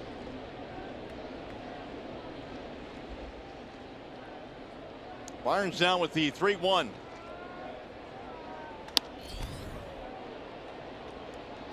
Full count on Iglesias.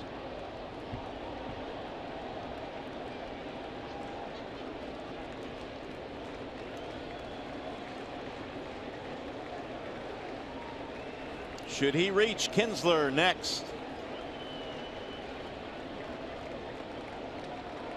Tigers have 10 hits in this game, but only 3 runs. A couple of solo homers in the game. Castellanos and Matuk.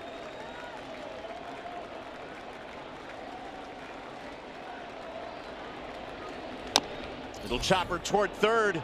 It's going to be a tough play. No play. It's a 3-hit game for Iglesias. That is his 7th 3-hit game of the year. No play here for Sandoval, not with the speed that Iglesias has. So he just grabs it and then he eats it. And didn't even attempt to make a throw. And you wonder if Ian Kinsler with 2 outs will take at least one pitch to give Iglesias an opportunity to run. But we also told you the kid behind the plate, Leon, is a very good thrower. He's already thrown out 8 of 19 this season. But you got to try to get in scoring position.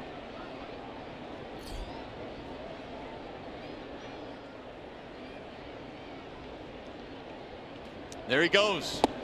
Here's the throw down to second. Tag. Got him. Iglesias cut down by Sandy Leon.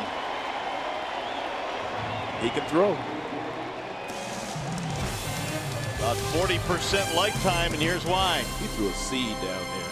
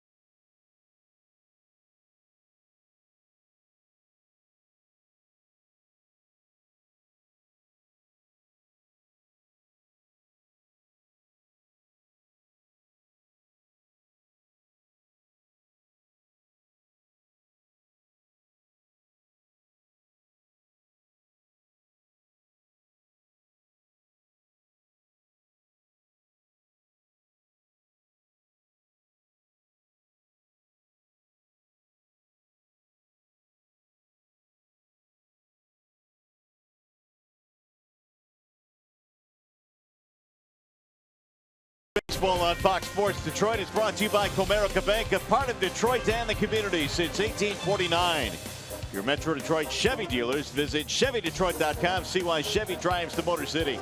And by Wallside Windows. We can do that. We are the factory.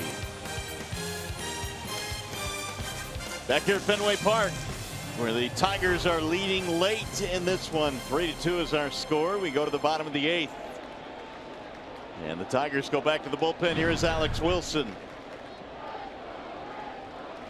He'll face the middle of the lineup. Bogarts, Moreland, Benintendi, and a swing and a miss. 0-1. And good pitch there by Alex. A breaking ball, knowing that Bogarts was up there hunting for the fastball, so he pulled the string on him. And Wilson's going to have to do the heavy lifting here tonight in the 8th. And he's going through the middle of their order. Presley stays in the game, plays center field. Swing and a miss again.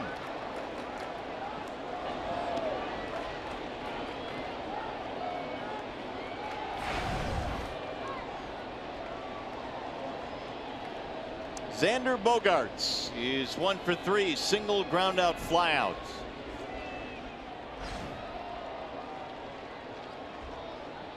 Wilson with the 0-2. Checked it. Did he go? Negative.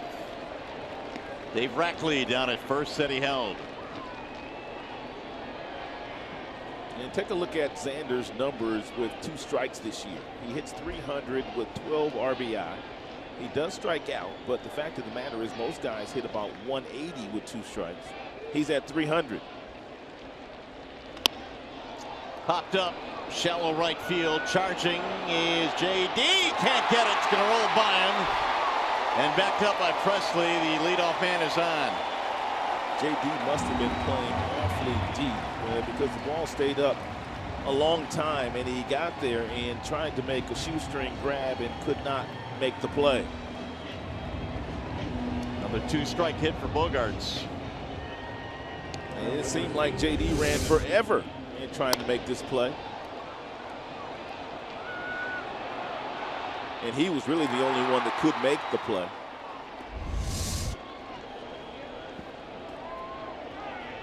So the tying run on here in the bottom of the 8th. Here is Mitch Moreland. Kimbrel and Boyer warming up for the Red Sox. Moreland, big night, double and a homer. I don't know for sure, Mario, but that's the same kind of play that JD hurt himself on in spring training. Exactly. And that might have been in the back of his mind as he came in and tried to make that play. Probably not on his mind, but that was the same kind of play that he got hurt on in spring. Maybe subconsciously, who knows? There's a strike on the left-handed batting Mitch Moreland. Alex Wilson is really the closest thing the Tigers have to a lefty specialist because he gets left-handed batters out. Yeah. They hit only 140 against him. He spots his fastball well. He cuts the fastball. He'll throw you a breaking ball too. Changes eye levels and pitches to a lot of weak contact most of the time.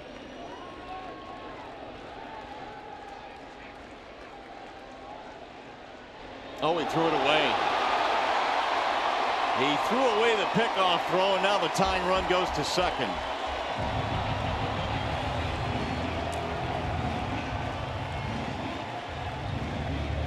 Might have caught Betts as well. Or Bogaerts, rather. Yeah, back heel. At left heel.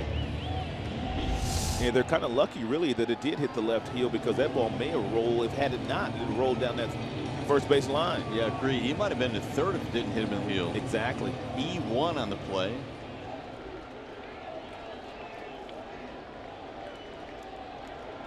Now the wheels starting to spin for Brad. You think Brad would consider, if it got to it, using Justin Wilson here in the 8th? Because they're going to need some strikeouts in this inning. Yep, he might. Driven down the right field line. It's going to get down a base hit. They're going to send the runner home. He will score. It's an RBI single for Mitch Moreland, his 3rd hit of the night. And the Red Sox have tied it at 3. And the air proves costly. The Tigers did most of their scoring early in the game. The Red Sox have done their scoring late in the game. They have continued to put pressure on every single reliever that has come into the game. That's a breaking ball up in the strike zone that Moreland just simply turns on and rips to right field. Brian Butterfield, the third base coach with Bogaerts running, had no issue whatsoever sending him home, and Bogaerts was able to coast in the home plate. Now the go-ahead run is at first for Benintendi.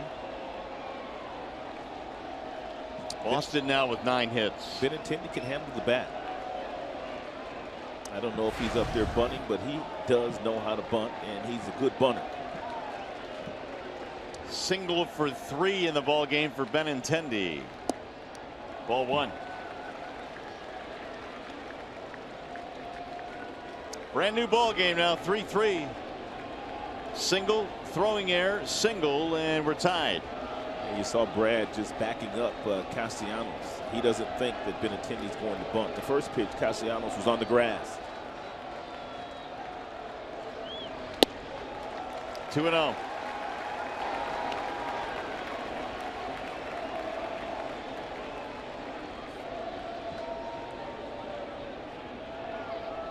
So Wilson behind the mound trying to catch his breath. Reset, 2 balls, no strikes. JV will be on the hill tomorrow against Chris Sale. Swing and a miss. 2-1.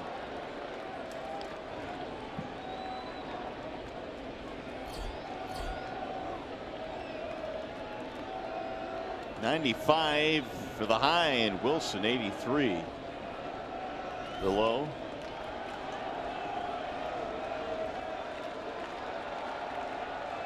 The 2-1.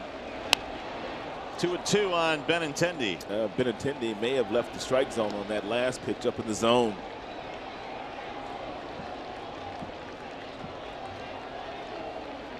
I'll tell you one thing, this is a part of the lineup that you were always worried about because of a guy named David Ortiz. And Right. that's taking nothing away from what they have in their lineup today, but he was the difference maker. And he altered the game in so many ways. He's going to have his number retired next month here. High fly ball right field. Martinez backs up, makes the catch, runner tagging and forcing a throw. And had he gone, he'd have been safe. Hey, next Sunday, the Tigers battle the Rays at 1:10. All men receive a free pair of Tigers Father's Day socks. If you'd like tickets, go to tigers.com. Or if you'd like, call 866-66-TIGER. So Wilson gets a big out, one away. Bring up Hanley Ramirez. If you're Wilson, what you should be doing is working at the bottom of the strike zone to see if you can get the third double play turned and by your infielders today. And they turned one in the fourth, and they also turned one in the fifth. Both of those with Zimmerman on the mound. Fouled straight back 0-1. Zim pitched 6 innings tonight, and 6 hits, had 3 strikeouts, gave up a couple of runs.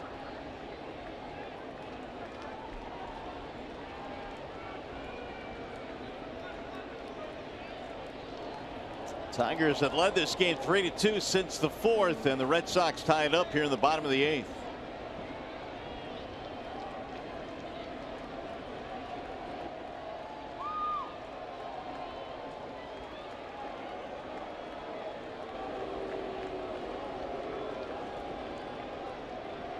Moreland, an RBI single. He's at first.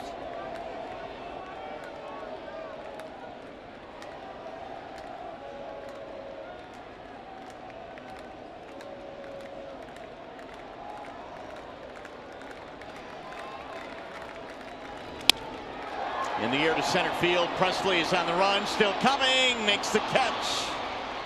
He was playing deep out there and had to race in to make the play. 2 gone. And Presley has the kind of speed that he can come in and take away that bloop single. And it would be bloop single off the bat of Hanley Ramirez. You can see where he is. He's playing deep. And a lot of times when a big, strong guy like Hanley hits the ball, you really can't hear the crack. And he broke his bat. If Presley, you can't hear that, so you don't really know how far that ball's going. He made a nice play. Now Jackie Bradley Jr. with 2 outs. Ball 1 high. Single RBI for Bradley. He is 1 for 3. He's also struck out a couple of times.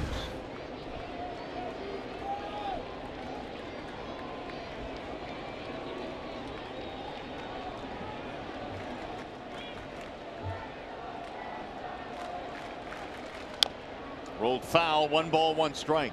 Bradley does not get cheated. Yeah, he takes a huge swing.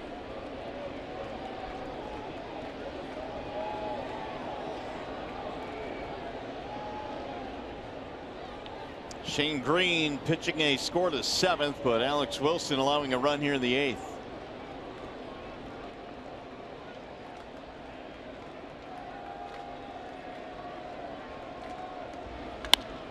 Swing and a drive to deep right field, way back, and that ball is gone. A long home run to right field for Jackie Bradley Jr. That is Jackie Bradley's 8th home run of the season in RBI. 25 and 26. A no-doubter. He had struck out twice already today with that huge swing that he had been taking. And those at-bats were against Jordan Zimmerman. And the Red Sox have turned a 1-run deficit into a 2-run lead.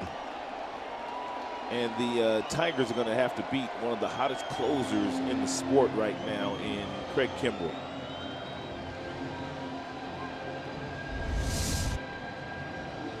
That's a fastball that's basically right down the middle at 94 miles an hour. And as soon as, and Willie let it go, he knew. Classic uppercut swing by Jackie Bradley Jr.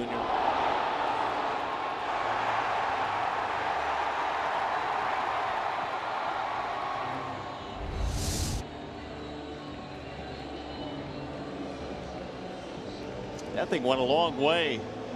And 435 feet that ball traveled.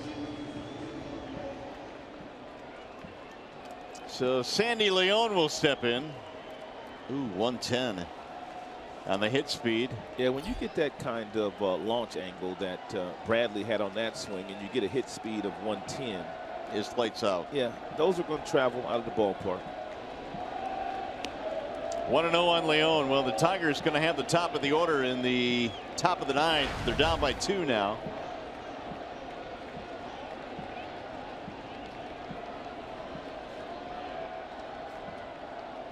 The 1-0. Leon rips that one foul right back to his dugout. Kimbrell is going to come in with a lead. Alex Wilson had allowed just 4 earned runs in his last 20 appearances, a stretch that spanned nearly 20 innings. So he had been good.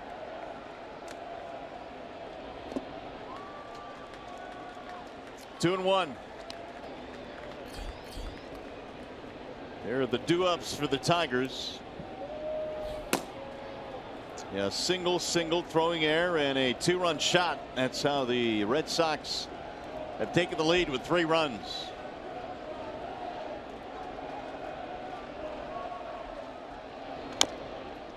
Off his foot. By the way, here is the upcoming matchup presented by Wallside Windows. It's going to be a good one tomorrow at Fenway Park. Verlander and Sale. And Verlander comes in 4-4. Sale comes in with 7 victories already. And Sale with a 2.89 ERA and 119 strikeouts already. Tomorrow's game on Fox. Yeah, but the Tigers have some guys on their team that have decent numbers against Sale. Victor Martinez would be one of them. They play the shift on against Leon. And he takes ball 3 outside.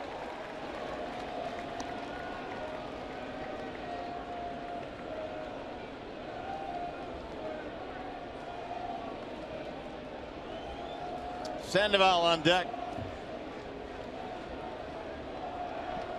Wilson now 21 pitch, 8th inning.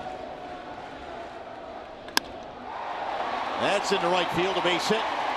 Presley over to cut it off. He's going to try and now put on the brakes. And it's a 2-out single for Sandy Leon. Yeah, this all started with a bloop single in the right field off the bat of Xander Bogaerts. Then an error by Wilson and put Bogaerts in scoring position. And really, he hasn't been able to stop him yet. And now Brad's got to go get him. Well, the Tigers go back to the bullpen. Wilson will give up the baseball. And he'll leave with a man at first base. We'll step aside. Pitching change here in Boston.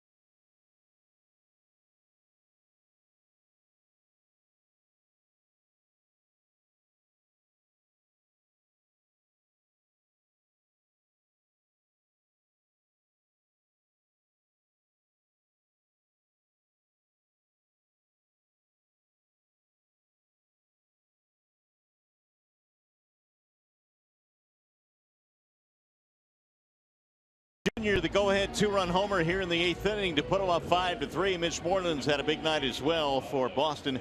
3 out of 4 single-double homer and 2 driven in. And the Tigers forced to go back to the bullpen here. Wilson out of the game and Daniel Stumpf is on. Here's his numbers in AAA. 24 games down there, 21 in the 3rd inning, 3.38 earned run average. Has been in 3 games and with the big club. Pablo Sandoval will step in with a runner at first, 2 outs. And he looks at ball 1.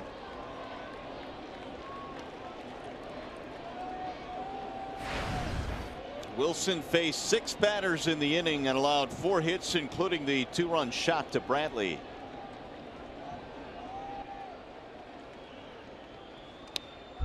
One ball, 1 strike on Sandoval.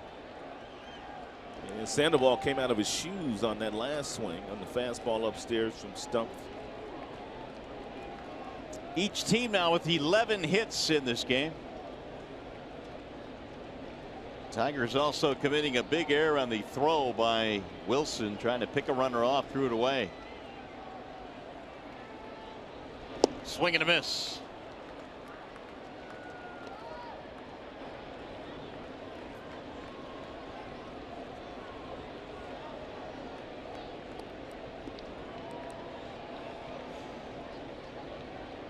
One and 2 on Sandoval.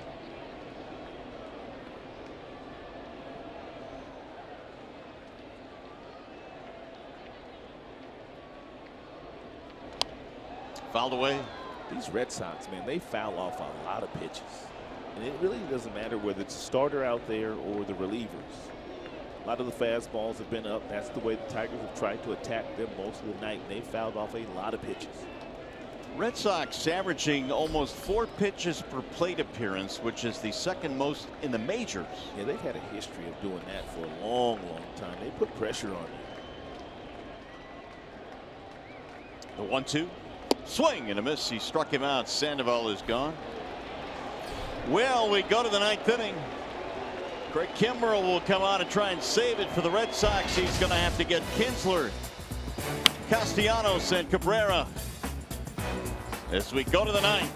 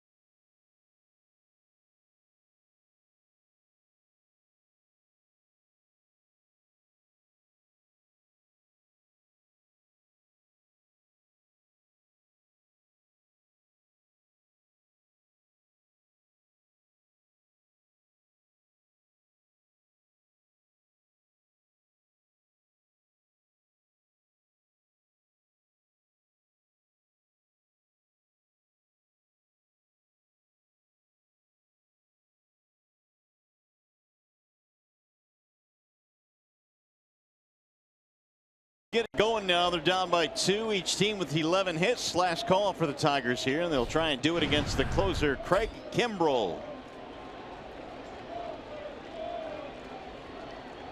17 of 18 saves.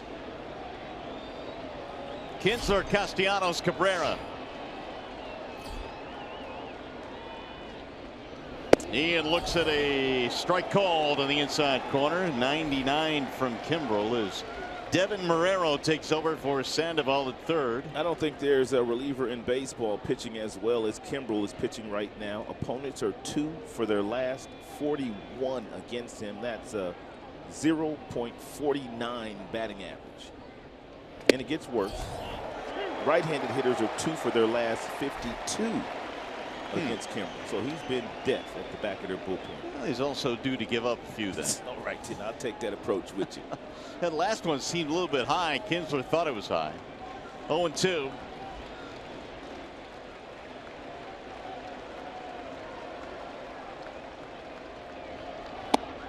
Off the plate. Another 99-mile-an-hour fastball. And he was one of the first trades that Dave Dombrowski made. And when he took over as the general manager for the Boston Red Sox, getting Craig Kimbrel to close out games for them from the Atlanta Braves. That's when the Braves were in selling mode, weren't they? They were. Rebuilding. And he got him. Strike 3.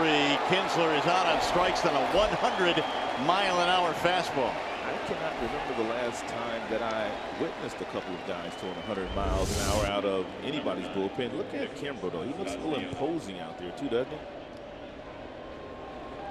And then this. Triple digits. Kimbrel on Tuesday recorded a save against the Yankees, his third 4-out save of this year. Here's Castellanos.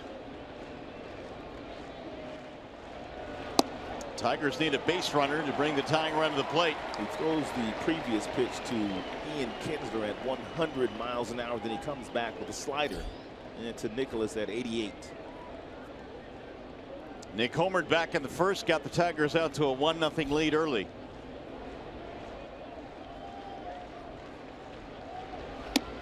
That's outside at 100.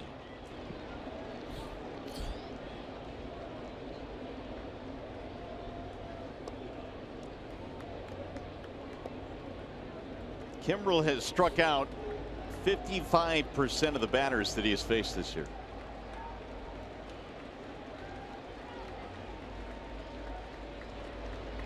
Nick swings and misses.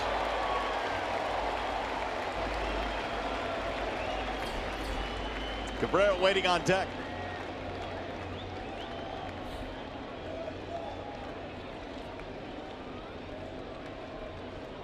Tigers led 3-0 in this game, then 3-2, then fell behind with a 3-run eighth for Boston. The 1-2. Just got a piece of it.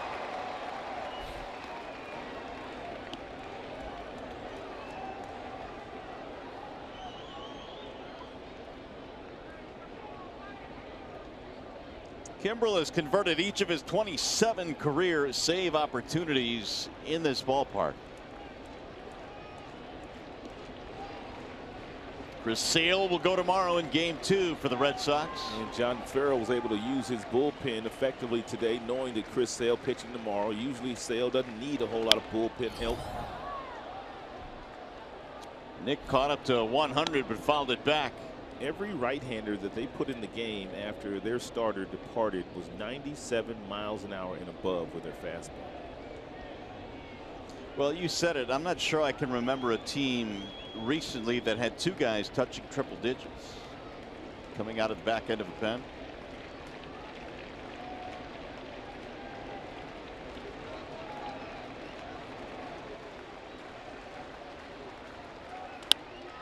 Popped up. Foul ground. Is there room? There is not. Back out of play. Nick battling.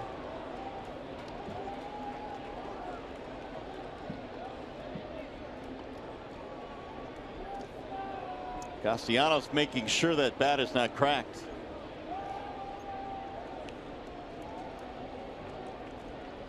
John Henry and Tim Cook right behind a couple of guys that were battling for John Henry's the owner. Yeah. He can't afford a baseball. He buys them.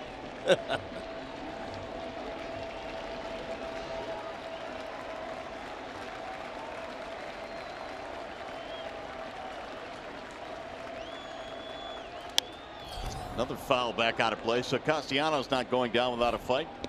Nick's got the kind of swing that he's really not trying to pull the 100-mile-per-hour fastball that Kimbrel continues to feature. He simply is trying to inside out the baseball the opposite way or up the middle. If you try to pull a 100-mile-per-hour fastball, then more than likely if you try to get out in front of it, you're going to swing at something that's out of the strike zone because you're trying to be the aggressor. And it usually doesn't work that well for you against guys that have in such firm fastballs.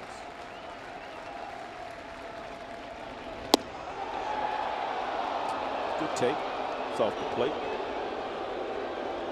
Got 40,000 umpires in the booth still. They disagree. Boo.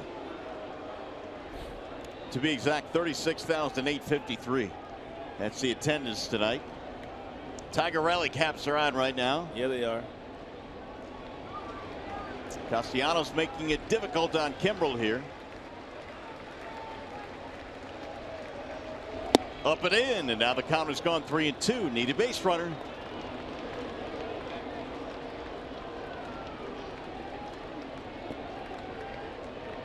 And Miguel Cabrera hasn't really looked all that good today, but if you're John Farrell, you do not want to see Miguel come to the plate with a chance to tie the game.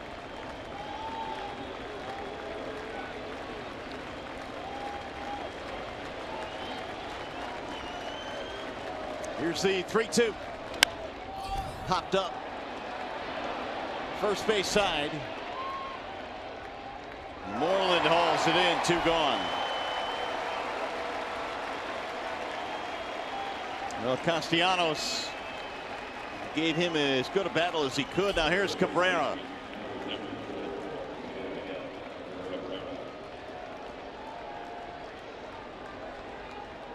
Miguel tonight, 3 punch-outs and a comebacker to the mound. He is 0 for 4. And he's trying to get it to Victor Martinez. Miggy with a deep breath.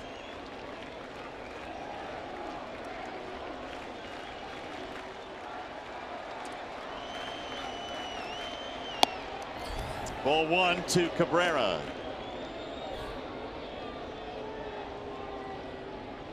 Hembree, Kelly, Barnes, and now the closer, Kimbrel.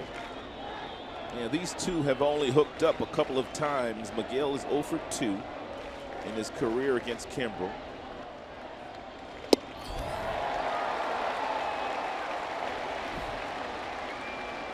One and one.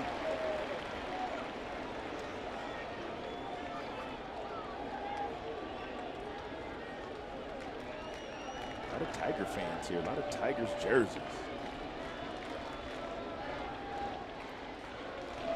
Swing and a miss. Breaking ball there, and Cabrera was out in front. 1 and 2 on Miguel. Now here comes the crowd.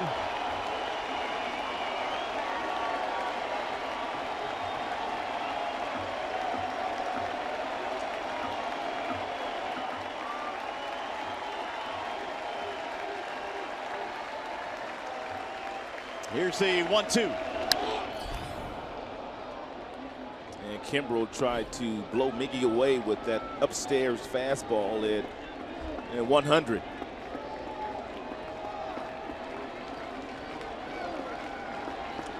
Kimbrel, man, he is just breathing fire here in the ninth.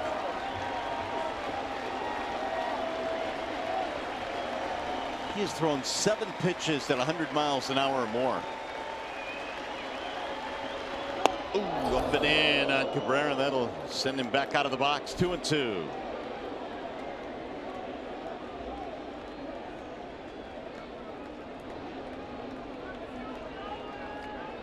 So this next one will be the 20th pitch. Here's the range for Kimbrel.